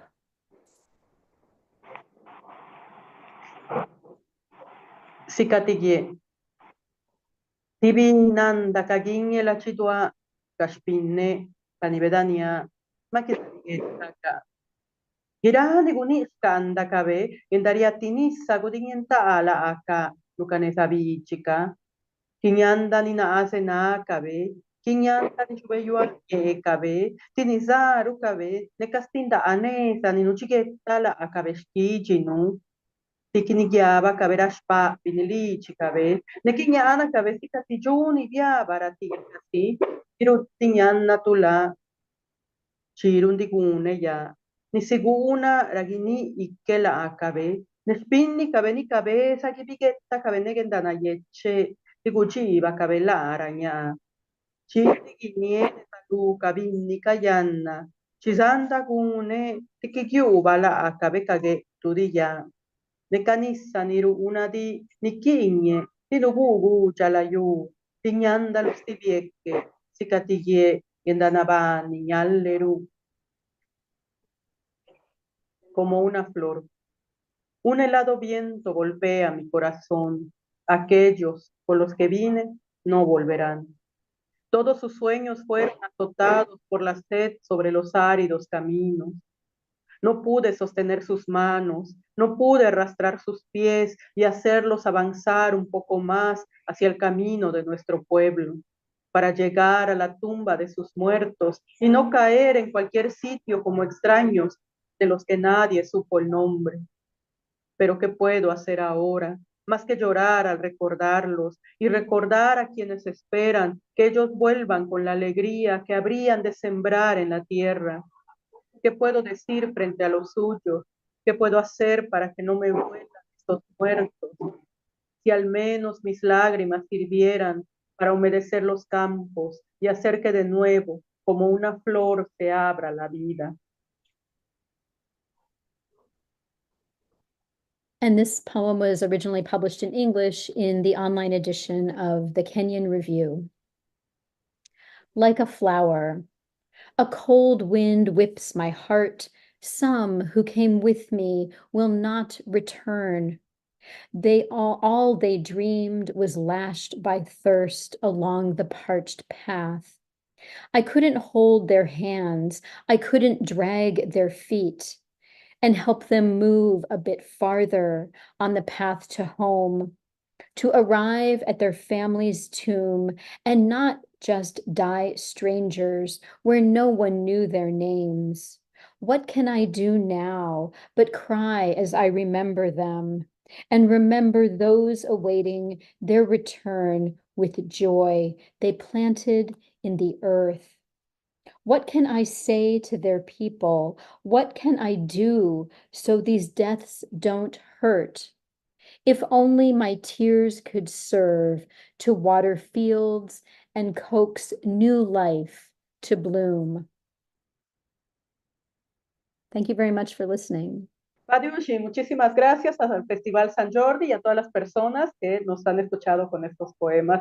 Y muchas gracias a Wendy Carl por hacer la versión en inglés y por la lectura en inglés. Dios quiere feliz. And Irma sends her greetings and also her thanks to the SANT JORDI Festival and to everyone here for listening to these poems. And I would also like to thank her for being here for this reading, and we really appreciate your time. Thank you so much.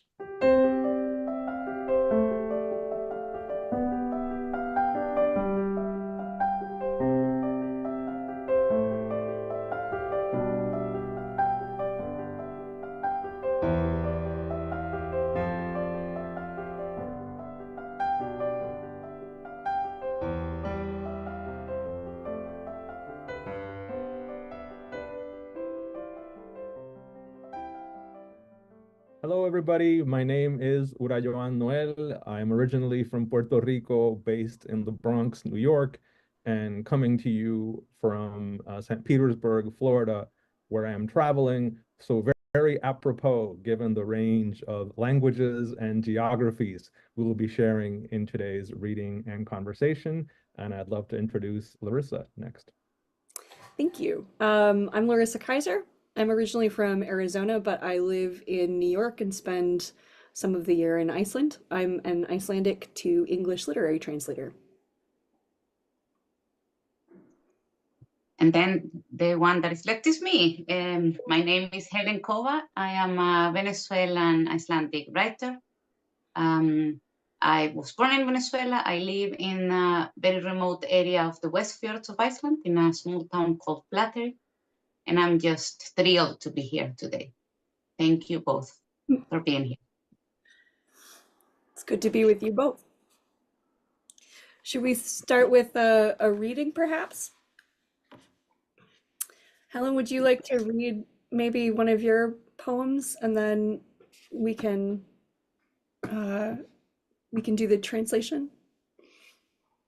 Yes, we will read it together, right? Yes. Let me just do a screen sharing.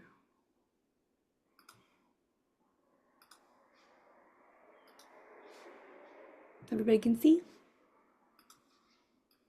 Yes. Okay. Trying to move this around. Okay. Okay. Perfect. 2. In the absence of the moon.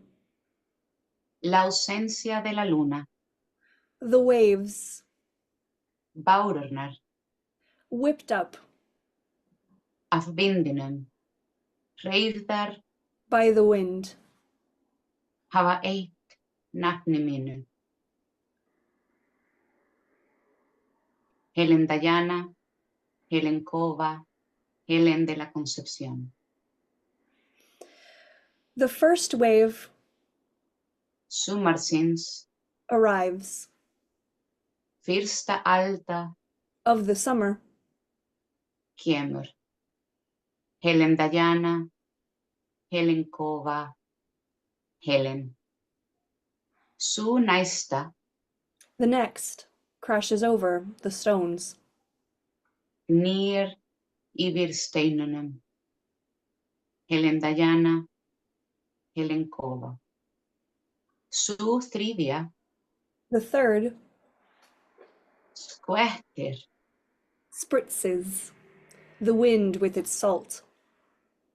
Helen Dayana, Helen. The fourth Su fjórða. Aullido de animal salvaje. The howl of a wild animal. Vitledir. Helen Dayana. The last wets the feet of the Fæturnar. Of the mountain. Helen. Hin eilífa sól. The eternal sun gifts me a name. Helena. Wraps me in. Vefur mig. A hand-knitted sweater. Una lopapeysa. With a decorative yoke. Helena Diana. Ilmur fiskins. The scent of fish. Despierta todas mis pasiones. Awakens all of my passions. Helena Diana. Helena. Mossen. The moss becomes a soft bed. Helena Diana. Helena Hetler. Helen Cave. Helena. Norðurljósin. The northern lights get tangled in my hair. Helena Diana. Helena Hetler. Helen Kova. Helen Cave. Helena de la Fiara. Helen de la Shore. Þegar tunglið kemur á ný.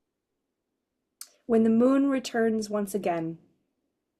Ber ég ljóð í nafni mínu. I will bear poetry in my name. Thank you. Noel, do you want to read something to start us off as well? Sure. Well, that was beautiful, and such a great way to begin the conversation. Mm-hmm. So, if I could just share my screen. Oh yeah, let me stop this. Go. Very much inspired by what you both shared, which was so beautiful. I thought I would do two pieces that play with constraints, two short pieces that play with constraints in different ways. You can't be a Caribbean poet and not have a riff on Caliban in some way. So I thought, oh, I'm going to do it. Let me do it in a less basic way. So playing with the form of the sonnet, temporal or temporal. Do that good mischief, which may make this island our own forever. Tierra de Caliban. The colonizers vienen y se van, but our barrios somehow siempre bailan lo próspero de nuestra furia. Style and ancestral flows, we don't need no Miranda. Just rebel daughters showing them ¿Quién manda? And sons and sycorax who mapped each mile in chains of rhymes broke free. Aerial spell exiling settlers' luxury rot. Tambor de Chango! Hills of Jocahu, our archipelago as diasporous as the sky. I'll end this emperor song, not worship this dull fool. Sing the blood-red city en un mar azul. Wow. It's fantastic. I know. It's a play on the, on Oli Post. I'm working with the constraints here, basically counting letters, right? And of course, that leads to all kinds of compressed meanings. And of course, it's also evoking the Spanish language decima, right, which is a more traditional Spanish form. And I write decimas also, but this is like the ghost of a decima in these like decimal points of constrained text in the spirit of Oli Po.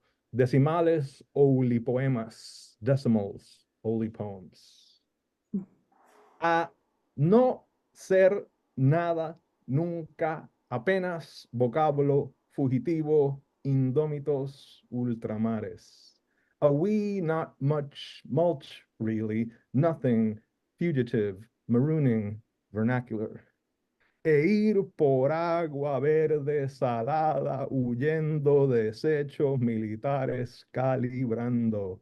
E as red algae, toxic blooms against military corporate extraction. I am, soy todo cuanto tácito palabra neuroqueer, traducida, improvista. I am, some tacit verbal subject sediment, endlessly translated. Oh, la luz cesa, muere quizás, regresa, variable, repartida, morándonos. Oh, so how we fire, burn, syntax returns unhomely, shareable, convulsive.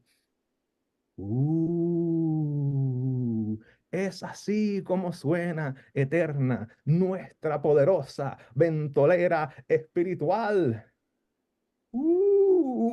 Is gut deep sound wailing eternal littoral windswept substation. Y si una isla fuera olvido, aluvión, diáspora, sedimento cohabitado. Y our name estud island, surging diaspora sovereign. Neuroquit. Y tú, que le es verso muerto, energía abismada, sugeriría arruinarte. On you read verse, buried, stymied, energies, overthrow, sonorities.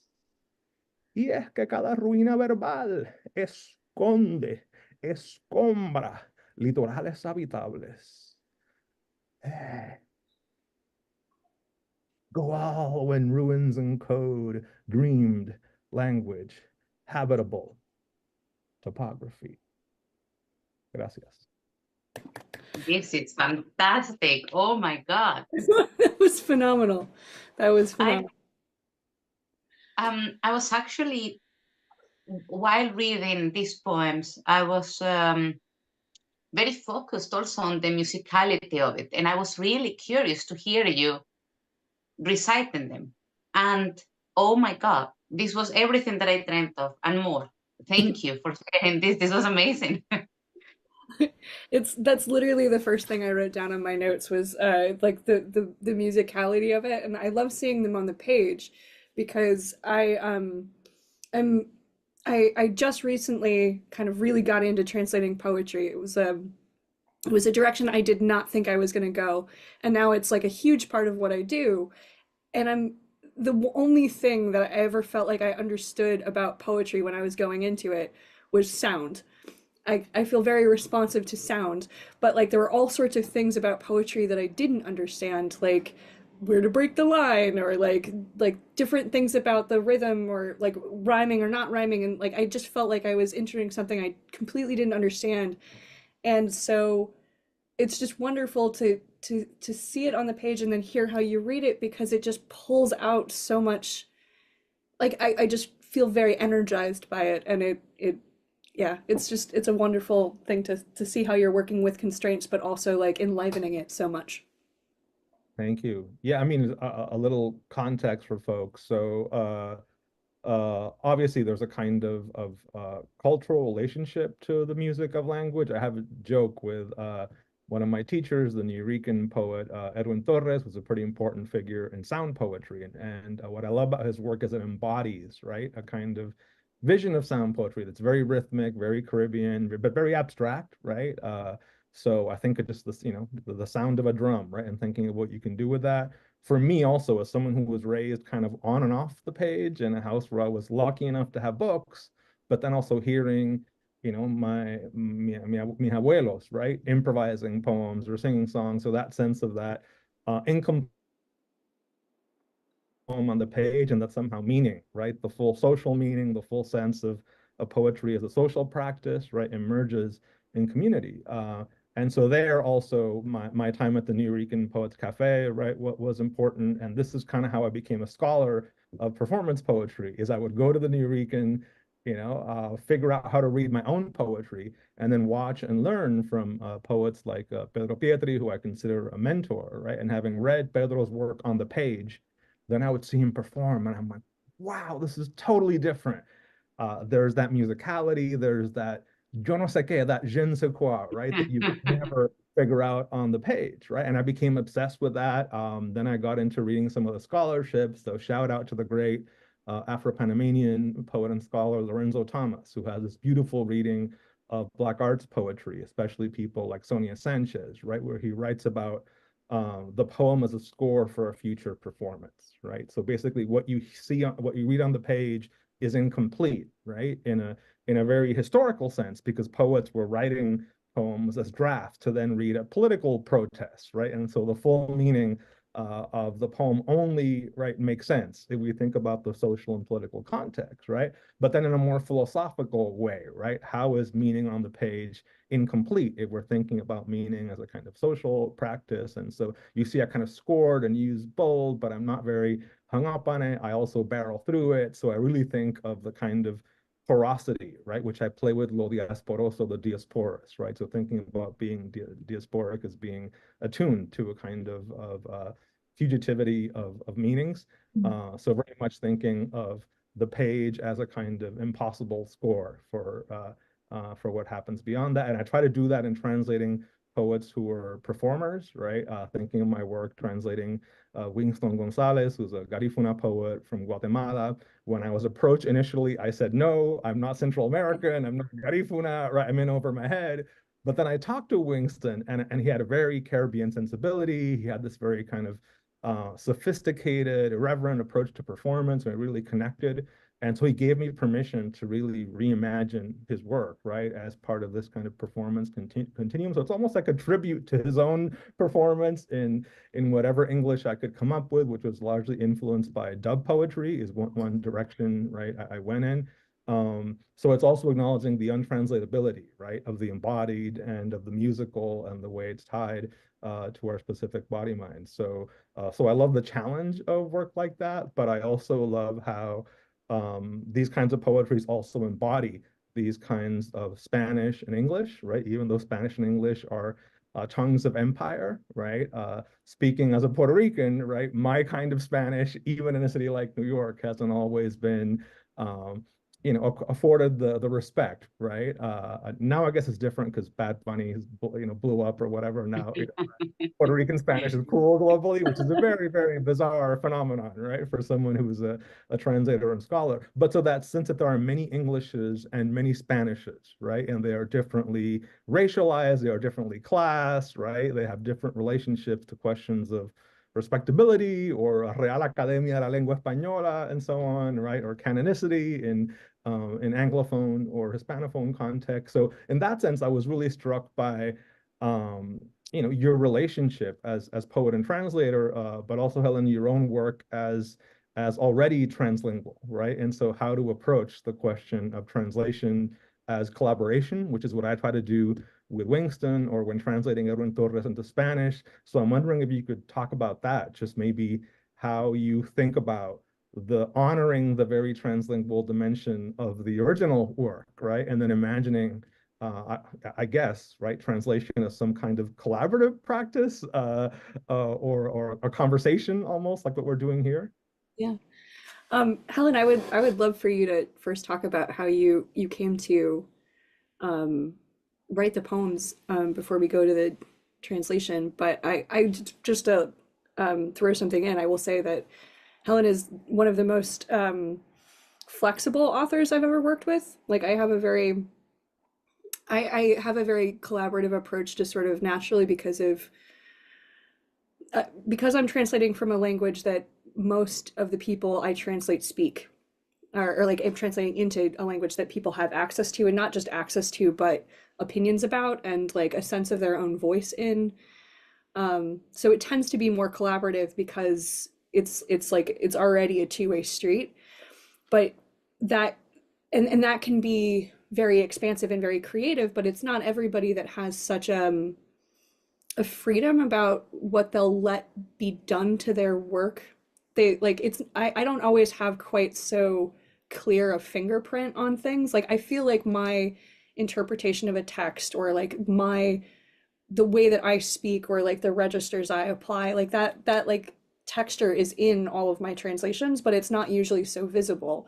And that has a lot to do with how Helen is like very generous with her work and watching that work get transformed. Well, thank you, Larissa. So just to give a little bit of a context, I wrote this poetry collection both in Icelandic and Spanish mixed together. So and the reason for it was because I was stuck in a conundrum within the language in which I was being left out for certain things, for not writing in Icelandic, sorry. Yes, Larissa, maybe, I don't know if it's seen on the, maybe I can show it as well, because I don't know if you are on the screen right now. If I'm talking, I am on the screen, right? But so here are some of the poems. And it was basically a rebellious act of me because my Icelandic is not perfect, but I was a little bit annoyed that I was not allowed to be considered a local writer. So I said, okay, do you want Icelandic? Then I'm going to give you Icelandic, but this is the Icelandic that I can give you, right? And so this is what you're going to get. and I wore that as a badge, you know. I decided to make use of it. So I was writing the poems in Icelandic as they would come, with mixed Spanish. And one thing that I also wanted to ask you, Raju, and like with your poems is like, while I was writing them, I realized afterwards, I realized that the poems that I write that speak more about the Caribbean or Venezuela, I use more Spanish in those. And the ones that are more connected to Iceland, I use more Icelandic in those. And I didn't do it consciously, it just happened. But it was a very interesting thing for me to see the connection of where my brain goes with one language or the other, according to what I'm writing. And I wanted to ask you if you experienced something similar as well. But to answer your question, it's been a pleasure for me to have Larissa translating this, and I don't see me as being generous for allowing you to express yourself. I see it as you giving me a gift of your input into the poems, because like this is all that I work about, right? In our own ways to express certain things without the limits of the language. So I really wanted it. I wouldn't have wanted it in a different way, you know. I wanted you to bring your part very visibly into it. And I've been basically thrilled about everything that Larissa was showing me, and I think it has been like feeding, you know, because in the beginning you showed me certain things like very shyly, and you were like, but if you don't want this, then we can change. And I was blown away. I was just like, yes, this is amazing. And then it kind of like fed your spirit, both of us, of our spirits, right? And we were just like very pumped to continue. And then the result has been this, and I really look forward to working more on these poems. And it's occurring exactly, I mean, the way that this is happening is also a statement for what I strive and what I fight for, right? So it is an absolute pleasure. Well, I think it's just so freeing to be able to, like, I've never done visual poetry before. I translate an author who does a lot of visual poetry, and I just got back from a residency with him, so I was like, his name is Kauri Tulinius, and there's such playfulness in it. And so I think I had that in my head, and then I was looking at some of your poems, and I was like, oh, like if we could just, yeah, I wish I could show like the movement of the wave, like, because I know what those waves look like, and then I was like, well, you know, I wanted to get Helen's handwriting in there because it's such a big part of the book to have like her actual, it's so intimate to have the actual handwriting. And I was like, well, then what if I could put like my own hand like in it? And I'm not a very good drawer, but like that's okay, because like it's like it's a way for me to interact with that, I think. And I don't know, there's some lovely little, like, Helen told me that the first waves I drew looked more like sound waves, and then we like adjust like the shape of the waves, and then how do you make like a Lopa Pesa sweater like the one that Helen's wearing? It's, you know, usually you translate something like that and it's Icelandic sweater, but like that doesn't give you a picture. of what that actually means. But like if you have like the kind of go ahead to play with it, then you can like it just like it inspires a lot of creativity, I think. But I know Helen already threw a question out, but I'm curious for both of you at some point in this conversation. One of the things that I've been thinking about is how like with this question of like how do you show a sweater, or how do you describe waves or something like that. Do you who gets to understand, like who are you writing for? Like is it like my context has often been from like a public librarian standpoint or from a translator standpoint, that you're trying to bring everybody in and you're trying to make things, depending on your approach to translation, you're trying to make things like super accessible. So when you throw in a bunch of languages, I think there's ways in which like my translation is trying to like teach people what words mean that they don't know. And I saw that in one of your other poems, Urayan, like you kind of like alternate the lines. And I'm wondering about like how you think about inviting people into your work, or or if you're writing for people who can already do that fluid switch between languages, and if it's maybe important to let readers be confused. Yeah, I mean, I think a couple of things, agreeing with Edwin Torres, who once told me, you don't want to go over people's heads just for the sake of going over their heads, right? But you don't want to just meet them where they are either, because they're already there, right? So what's that sweet spot where you challenge people, right? And you show them something different that language can do, right? But you try to ground it where there's like multiple entry points. And I think one way is embracing, as I think you did so beautifully, with Joyce and with the Brazilian concretistas, right? The verbi voco visual, right? So maybe you don't know all languages, but you get, a color or you get a sound, right? I'm thinking also of the way migrant people make do, right? You're going to take bits and pieces of meaning where you can, right? And I think what you're doing is also a tribute, right, to the many, many ways we read and write to survive in the everyday. And a lot of that goes beyond, right, correct or conventional notions of fluency. You kind of make up your own meaning as you go, and that's a very tactile, a very, very embodied, right, way of doing things.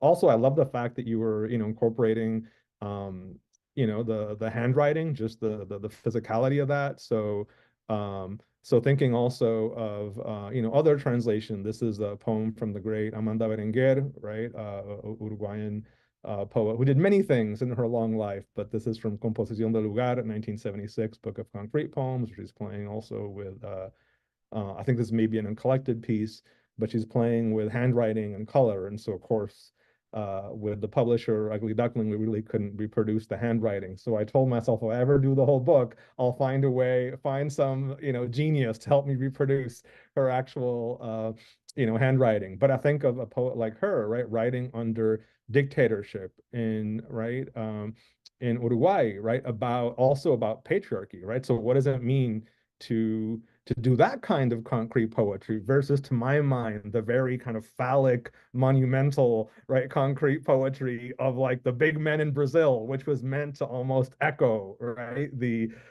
big buildings of Brasilia, right? So I think there's something about embodying our work differently that can really complicate these notions of mastery and, monumentality. And I love that you both are centering that, it seems like, in your collaborative practice of translation.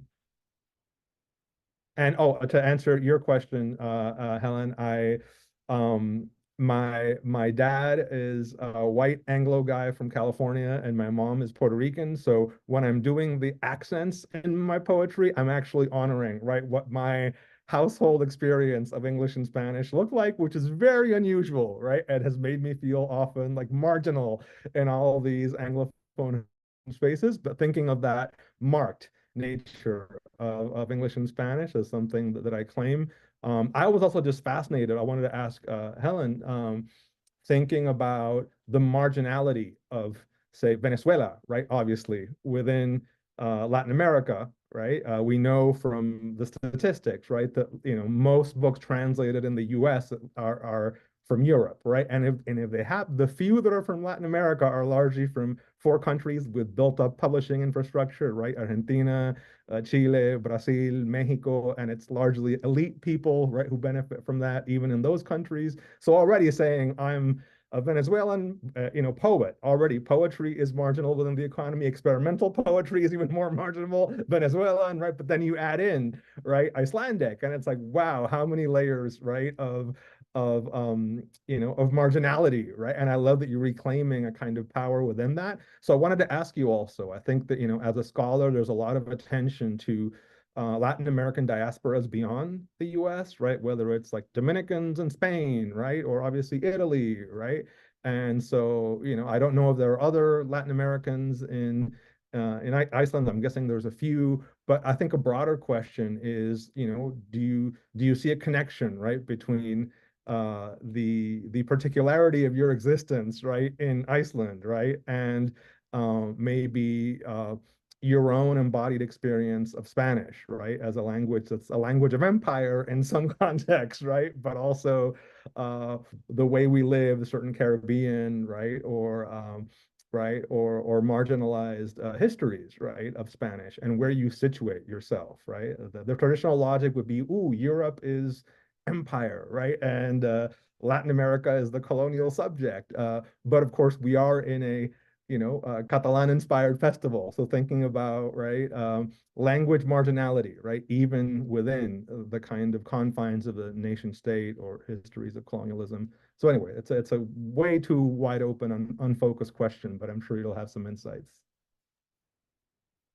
This is a super interesting question, and I want to bring it to the context of Iceland because on top of this, an extra layer to this is the history of Iceland with immigration, which is quite new. And one thing that happened recently is that actually there are a lot of Venezuelans in Iceland. Iceland is usually per capita the country that is either the most or the least of everything that you can possibly imagine. So I think Venezuelans make a big percentage of the Hispanic immigrant population in Iceland. But yet they are very much in the margin of being refugees, and there is a whole political issue around it.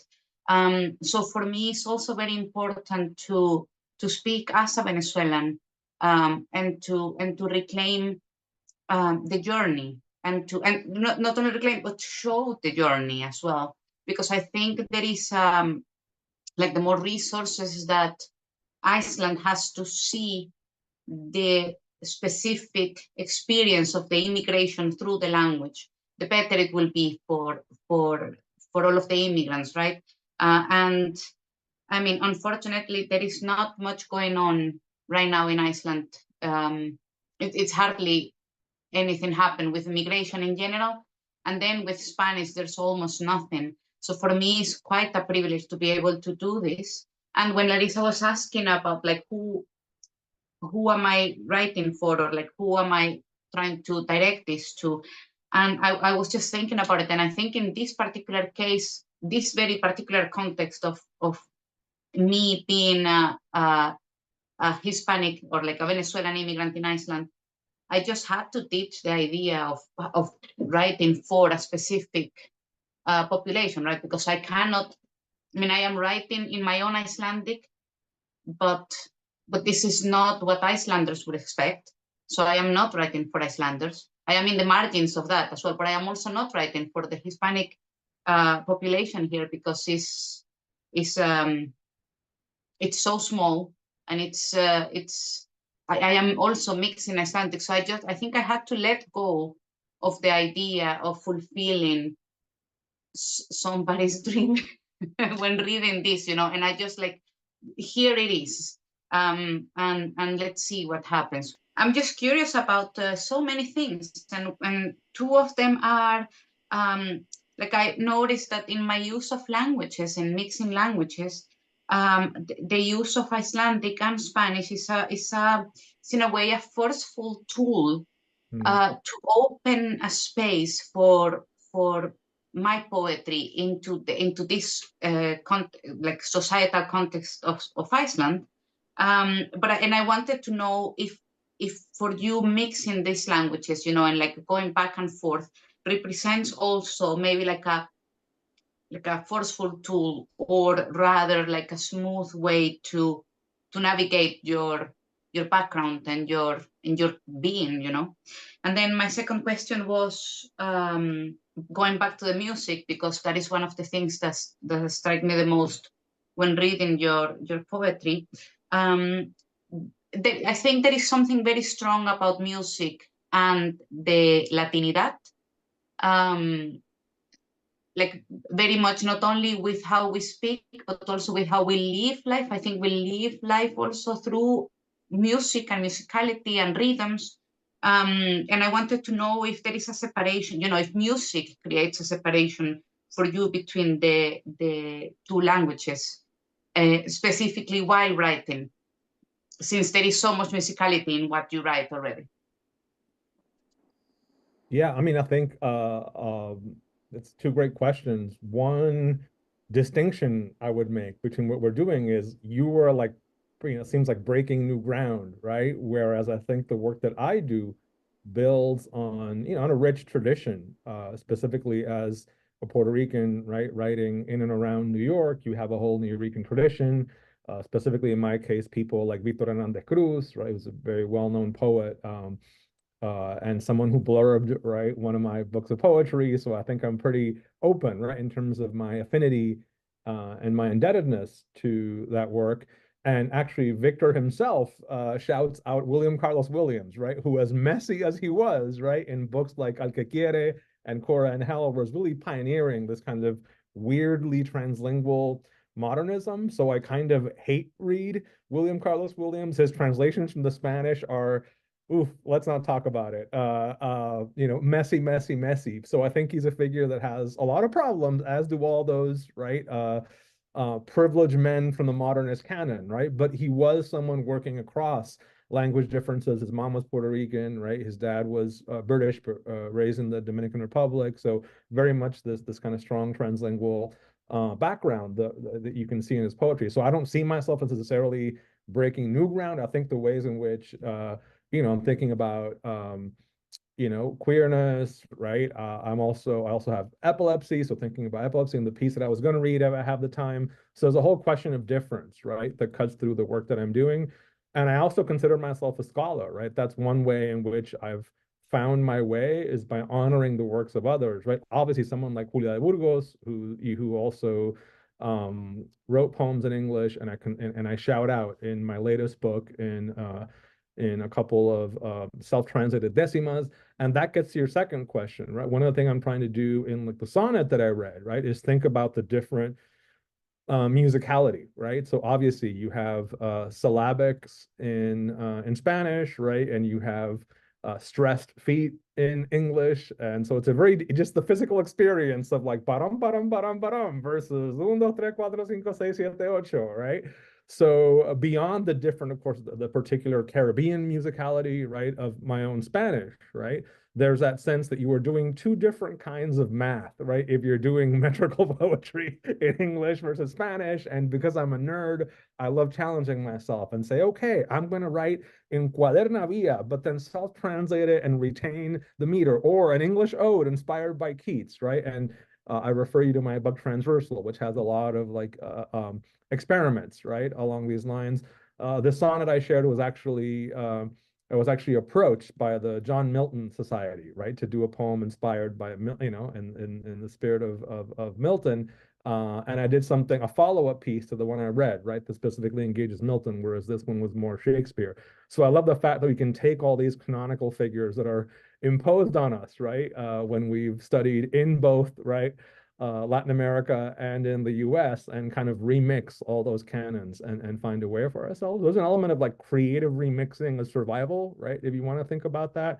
But I am, just as a scholar and as a poet, fascinated by the kind of physicality of rhyme, the physicality of music. And I think about that also in terms of, again, popular traditions, right? Mi abuelo, when he was improvising decimas, I'm sure could not give you his theory, right, on how his octosyllabic rhymes connected to each other, but he had the swing, right? So a sense also that there is a kind of untranslatable meaning, right? And I think, being in across and along diasporican communities, right? If you're third generation Puerto Rican, right, or otherwise of Latin American descent in the US, you may not know a lot of Spanish, you may not know any Spanish, right? But something of the music, right, survives, right? And of course, it's not just Spanish. I think I'm interested in things like indigenous languages and Creoles, right, and how those complicate the idea that Latin America as a language binary, right, and that binary is shaped by these, languages of empire. So there's a multiplicity of differences beyond the kind of plurality, right, of Englishes and Spanishes. I use the model also of like translanguaging that I also teach in my grad classes. So the idea coming from like sociolinguists, right, especially looking at education, right, when you are, when your language is marked, right, a certain kind of language is inscribed on your body, whether you want to or not, right? That's a strong dimension, right, of how power works, right? And so part of being a migrant, right, a part of being diasporic is you have languages written on you and you have no say over that, right? So how do we talk back, right, to that process of sometimes very violent language inscription? So I'm interested in that as a scholar, right, as an activist, but I think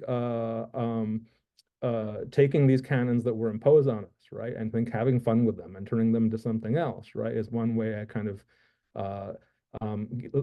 give my inner nerd the freedom, right, to become something that's informed by, right, all the stuff that came before us, but that carves out a space all its own. But again, I do have that tradition to build on. So that's why I was so struck by like, wow, there's this emerging, right, formation, right, of Venezuelans in Iceland. How cool, right, that you are in the process, right, of figuring out what those linguistic horizons will look like. Yes, yes. Sorry, Lisa. Oh no, I was just going to say we were talking a little bit about a book that a children's book that Helen wrote called Sonatalaye, which means this is how I speak, or this, I speak like this. And we talk a lot about Iceland not having dialects and not having accents. But Helen made a great point earlier when we were just chatting before this that Iceland has many accents. It's just like it's the accents of people who are coming in and learning this.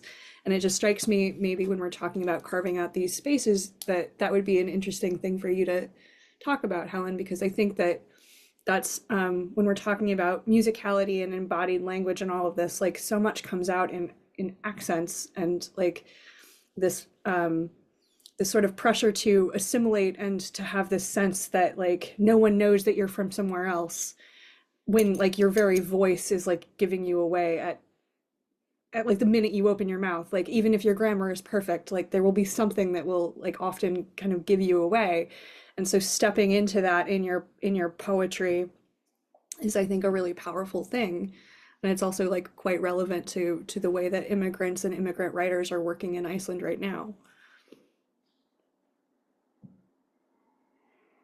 Yeah, absolutely. I mean, there are definitely, like exactly this week, we often think that Iceland doesn't have accents, but in fact, there are many accents in Iceland and in Icelandic. And I think this is something to be happy about and to celebrate as well, because it means that the language is getting spoken and that there is interest in the language and that people are making efforts. And that is something that I want to reflect in my poetry, but I also want to say it to the, I also write children's books, so it's important for me also that the same message is going to children, because I see it way too often, that people are really limiting themselves to speak just because they don't speak perfect Icelandic. And sometimes when I am reading these poems, I just make mistakes. And there is this particular word in the children's book that every time that I read it the wrong way. It's orta njósnari, and I say orta snjónari, which doesn't exist, And I'm just like, but this is exactly it, you know, and this matters as well. And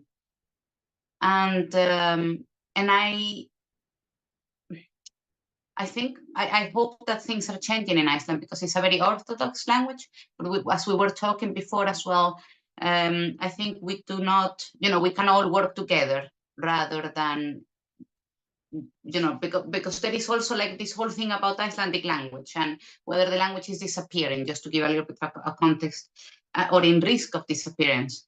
But I think that if we remove the orthodox part of it and we allow people to just speak it, and we allow all of the branches of Icelandic to exist, then we all gain. And I do think that literature can be, I mean, I like the idea that poetry can be part of this change, if only visually, you know. So yeah, but I was just thinking before when you were talking about the indigenous languages and how within Spanish, like for example, people from Ecuador or Peru just seamlessly blend in some indigenous word into their Spanish, you know, and I absolutely adore that. So whenever they speak, which is really beautiful. And I would like to see more of that. I would like to rescue more of that as well, because it truly is, you know, I was telling Larissa before, languages are alive, and poetry is very much alive and in the service of language.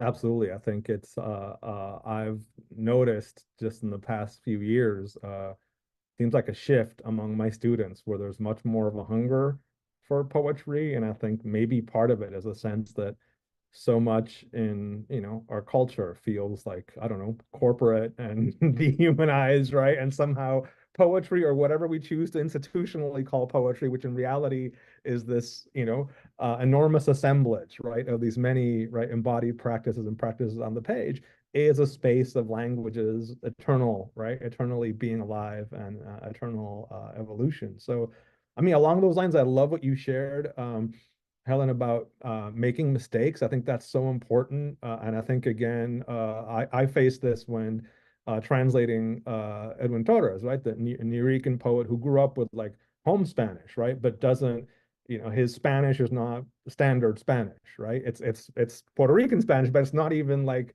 whatever, the Puerto Rican Spanish you would hope for, right? To be schooled in for business success, right? It's a kind of marked working class, very much New Rican Spanish.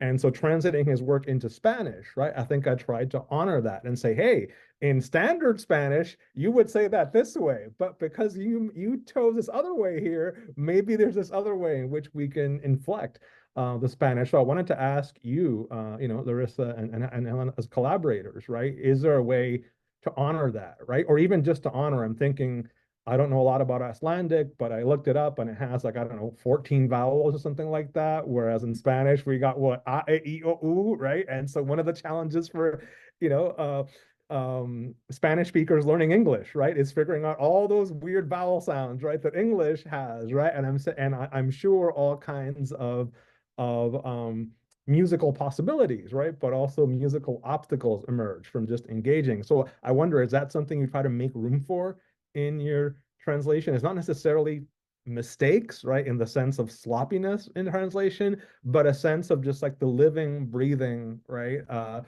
sense, right, that this is a language of becoming, and that it's not fossilized, right, and it's not officialized, right? So I'm thinking about, you know, Creole languages could be an interesting analog in that sense, and I always love people like Kamal Brathwaite, right, a former professor at NYU where I teach, right, the sense that somehow putting this kind of language on the page also does violence to it. It's an attempt to systematize what really is getting, you know, improvised every day anew, right, from the body. So I wonder if those are conversations that you have, if you develop a kind of collaboration that makes room for, right, that improvisation, that, right, those quote unquote inaccuracies that really lead us to those new meanings. And I should say that for me, improvising has been a key part of my practice, right, to getting over my own internalized shame. Even someone with a PhD like myself, right, I still had a sense, oh, I have to you know, because I have all this cultural language capital, I should aim for a more proper, right, English and Spanish, and making my poetry more improvisational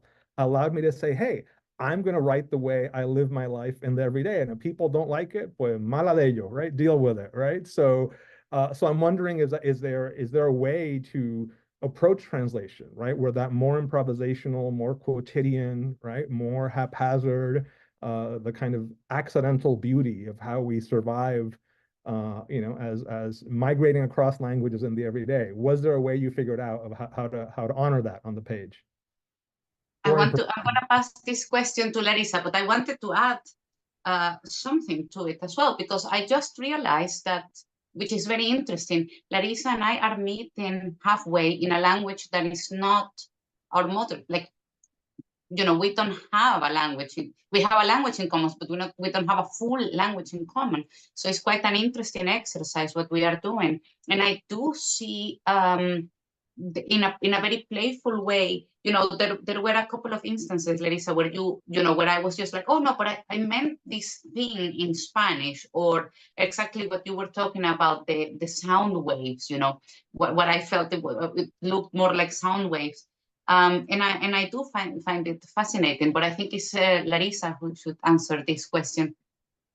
Well, I was actually going to say, like, I don't know if we mentioned this before, but I think an interesting point of reference is that in Helen's handwritten poems, they're just left in her own Icelandic, and so then the edited versions that are typed out, those are drafts that she's basically self-translated and edited and crafted anew with her husband. And so there's like, you see that on the page, and you like, it was really interesting for me to read it because like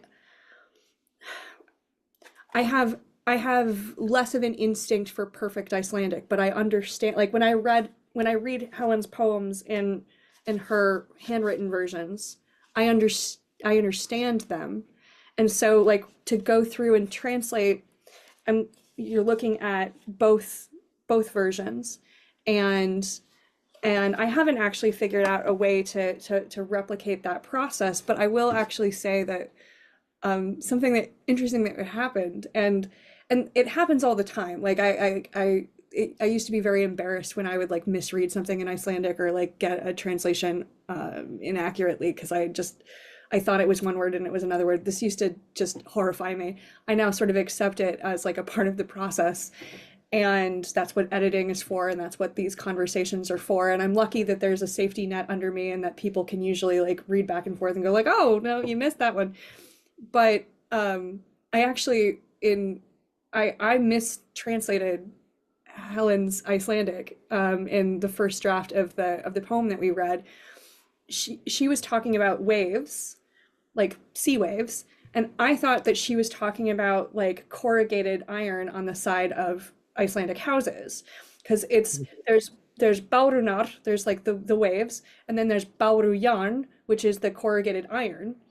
And so I read the poem and I was like, I know what this image is. Like it's the sound of the corrugated iron that's like flapping in the wind. And I like wrote a whole poem on top of her poem that was not wrong, but like it was an interesting, well, I mean, it was wrong, but like it was an accurate image. It just like I went like completely sideways with it, and it was really interesting when she read it. She's like, "This is so cool, but it's not what it's not what I said," and and like and I think it's an interesting part of the process to see where. And an important reminder for me to see like where my brain goes off, because I just immediately latched onto an image that wasn't there, and so I think like when we're meeting in the middle in a language that we're both new to or that like we've acquired in adulthood, I was so embarrassed when I got it wrong, and she's like, oh no, you know, this is like, and it's just like a different, it's it's a different kind of interaction than it would have been if I had done this with a native Icelandic speaker, and then I was like, oh my God, and it's not even that like somebody wouldn't have understood. It's just that like there's that moment of recognition, and I think it would be a really interesting thing to do to find a way to represent that going forward, that kind of like these renegotiations that you're doing as you're reading something, because you're trying to build context. I think when you're entering a language that is not like a first home for you, you're trying to like pick up on things that you recognize and that are resonant for you, and build out from there. And I think that that's a whole different process than I have when I read something in English, because I'm not trying to build that context out in the same way. I think that went off on a tangent, but that's No, I think that first, I think that beautiful free association between the corrugated metal houses and the waves. I don't know. I was back in the Caribbean all of a sudden. So I think it's one of those beautiful accidents. And I love because you're also talking about building the house of translation. So thinking about an alternative way of building a house, and maybe I think like the story is so great, you should write an essay about that. And, I think we need, seriously, as a translation scholar as well, we need more work on collaborative translation, because so much of that is needed, right? To get outside of the same languages that often get privilege, right? In translation, especially when working with migrant writers who have this, have these very eccentric, right? Journeys, right, that resist a kind of state model of, the official Icelandic literature or official Venezuelan literature. That's important. So I'd love to hear more about that. I did have a question though for you. It's a selfish one because I'm a performer, and I think my performance, I think also because it's my, neurodivergence also. I feel like I'm just, always running from one thing to the next. It's the way my mind works. So poetry feels like a natural way to just let my synapses do their thing. But I feel like that's how I work as a performer, just barrage people, right? And then they catch what they catch and they miss what they miss. And it's a kind of ambient of language, almost like waves of cascades of language, right? But I feel like it works differently because so many speakers in the US already, where I do most of my work, have some kind of association, right, to Spanish, because as we know, Spanish is not a foreign language really, right, in the US, right? It's racialized, right, and classed and so on, and weaponized. But I think that would be different in the context in which you're working on, right? So even like the musicality of Spanish, right? A lot of folks will have some familiarity, and of course, there's a lot of diasporic Latin American folks, right, in my audience. But I'm thinking, what's the reaction when have you read together, and if so, what do people do with the work that you're sharing? What kind of reactions do you get? Maybe also from other folks working across languages in Iceland, right? If you've read, in Latin America or the US, or have you done events for other audiences? What do people say? I would assume it's the kind of thing where people just like overshare. Oh, thank you. You gave me permission to do X, Y, or Z. And maybe there's a connection there, or maybe there isn't. So I'm curious about how you embody together, right, the work on the page and how that connects or not with different people. This is the first time we've ever read together. Wow. Not on a call like an hour before this to practice. We had like some voice memos about like, oh, maybe we should read the Icelandic together, but like we hadn't had time to practice it. Like maybe this is how we could split it up. This is like totally fresh. I would be fascinated to see how this would go over with an audience, and I think it would be different depending on where it was. I find that Anglophone audiences, anytime there's any Icelandic included whatsoever, like are very romanced by like the sound of like a language that they have no context for usually. So like reading poetry that has Icelandic words in it to a group of English speakers is generally like just met with probably more adoration than it even deserves, because it's like, it's just like, it's so unfamiliar that I think that is a real point of engagement for people. It would be interesting to see how that would go back and forth if we did it with all three languages. if I was reading this by myself, which I sometimes read poems that have Icelandic in them without the poet, and so I read super, super fast usually. I'm trying to slow myself down, but like I usually do like a real yeah, like a waterfall of sound, but but my accent kind of slips when I try to go back and forth, so that's also kind of an interesting thing for me to feel out, and my Spanish accent at this point is basically non-existent. So I would be curious as to how it would work. But yeah, Helen, what do you think? Yeah, I was just gonna say exactly the same thing, that this was the first time, so you will have to ask us again for the next festival. No, I was gonna say, Larissa, we should totally organize something, you know, next time you're in Iceland, and just make this happen. I mean, usually when I read these poems, I make sure that I have a visual, you know, like the poems side by side, because I know that if I read them as they are, then nobody, like everybody will just get half of what is going on. So I just make sure to have both side by side, but I think they have been very well received. And I wanted to add something before about the translation. My husband and I, as Larissa was saying, work together on kind of like making the perfect Icelandic, and I don't recommend it that much. No, I mean, I love the process, but there were moments that was like, I remember trying to explain to him ajeno. We spent so much time on the word ajeno, and I was just like, I cannot believe that there is not a word in Icelandic for this. There must be. Ajeno is like, yeah, I don't even, it's just a very specific thing, you know. So it was quite an interesting process also of working in it, and I really needed to be part of it, just because of how the poems are written. That's all yeah. fantastic. I love that ajeno is the word that trips you up. There's so much talk about foreignizing in translation, right? Foreignizing and domesticating as these two impulses, and foreign being one of the potential meanings, right, of ajeno, but many others. So the untranslatability of the foreign, I think, is a perfect metaphor. But that's so impressive. You've never done this before. The way you read, I feel like it felt like there was this intimacy, there was space for each other, which I thought was beautiful, but intimacy. So it didn't feel protocolario. It didn't feel like you were being overly deferring to each other too much, right? So it was tight, but it also had room for each one of you to do your thing. So I assumed you'd been doing this for a while. So I would love to see, and audience watching us, you were lucky, que suerte to be enjoying this. What a treat. So yeah, I'd be really curious. I think also just in terms of just like translingual geographies, right? So thinking of just context in Latin America, you get people like Gomringer, who was born in Bolivia, but famous as a concrete poet, right? In a German context and beyond, right? So there's all these,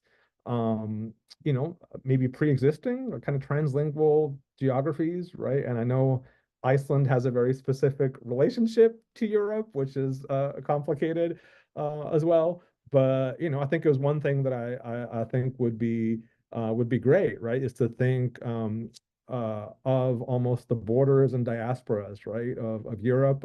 One of my mentors when I was teaching at SUNY Albany was the poet and translator Pierre Joris, who's very much known for his translations of Zêdan, right? But he's from Luxembourg, and his wife is Occitane, right? So very much thinking of these right, of these kind of minoritarian spaces, even within, right, the kind of dominant paradigms in Europe. Well, we have about, let's say, 6.5 minutes left. I was wondering, should we go out on poetry?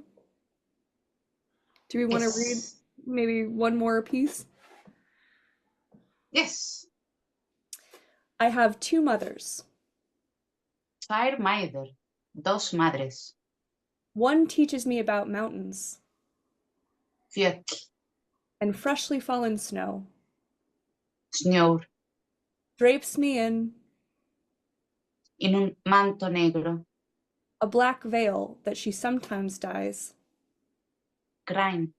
Green. The other rocks me in a hammock. Chinchorro. De lengua dicharachera. Her voluble tongue. Me endulza el oído. Caresses my ear. Med cascabeles lauter. Risa. With gentle laughter. The former is sympathetic. Comprensiva. The latter, iracunda. Quick-tempered. One steeps me in afrikidaimi. Riches. The other, penurias. Adversity. Mina maider, mis madres. My mothers are disparate. Enso siauvarsaf o sikorreir. Like sea salt and sugarcane. Aquella me libera cual pájaro. One sets me free as a bird. Esta me vuelve estrella. The other turns me into a star.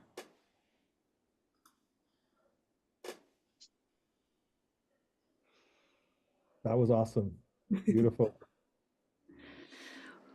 Would you like Thank you so much for reading this with me, Larissa, and for all of you listening.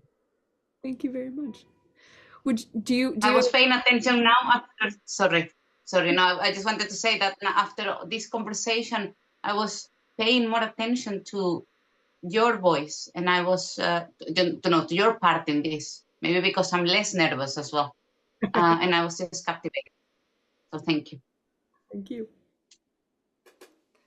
Urayan, do you want to read a poem on our way out? Sure, we don't have a lot of time, so maybe I'll just do a little excerpt from this long neuroqueer piece, which is, again, highly based on kind of translingual improvisation. So, and because so much is about noise, right? Language music, but also the noise of the brain happening, I'll try to just, channel the brain noise through some cell phone noise.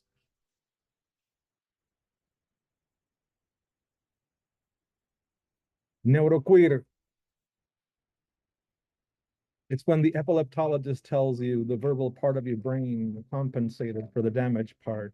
And esa palabra te suena funcionario y tal vez eso seas funcionario de la palabra. Función primaria. Either he's surprised you're functional, and that word makes you think of the perfunctory, and maybe that's última de la baba recién nacida, la creciente pulsión sin brida hasta la baba sideral de nuevo es what you are, a perfunctory word sorter serving any and no function. From the newborn's drool to the saber que tu madre toma tu mismo anticonvulsivo y que ninguno de los dos le temen a la muerte porque ever relentless drive and back to the galactic ooze. It's knowing that your mother takes your same anti, siempre han estado en ese umbral de no conocer otra cosa salvo la belleza de un alfabeto constelar.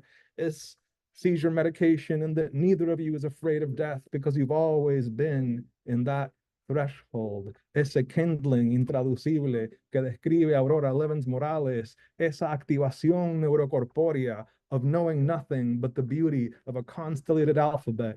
It's that untranslatable kindling described provisoria, nuestra y de nadie, deja que irradie y que haga ruinas de los imperios del cuerpo-mente by Aurora Levens Morales, that provisional neural corporeal activation of ours and nobodies. Let it, sondable, hasta que se defonde y convierta en algo que se asemeje a esa música incontenible and las irradiate and make ruins out of the fathomable body-mind until it staves in and becomes something that espitas de una ciudad que se quema, resembles that uncontainable music overwhelming the spigots of a burning city. And that's where the poem on the page ends. Ahí se acaba el poema en la página, pero empieza el verdadero poema, but the real poem begins and ends. Tenemos que irnos a otro cuerpo posible. We have to go to another body. But we say goodbye first, pero nos despedimos. Nos despedimos. Qué gift. Qué regalo. That was wonderful. I wish we could talk longer, so thank you so much, both of you.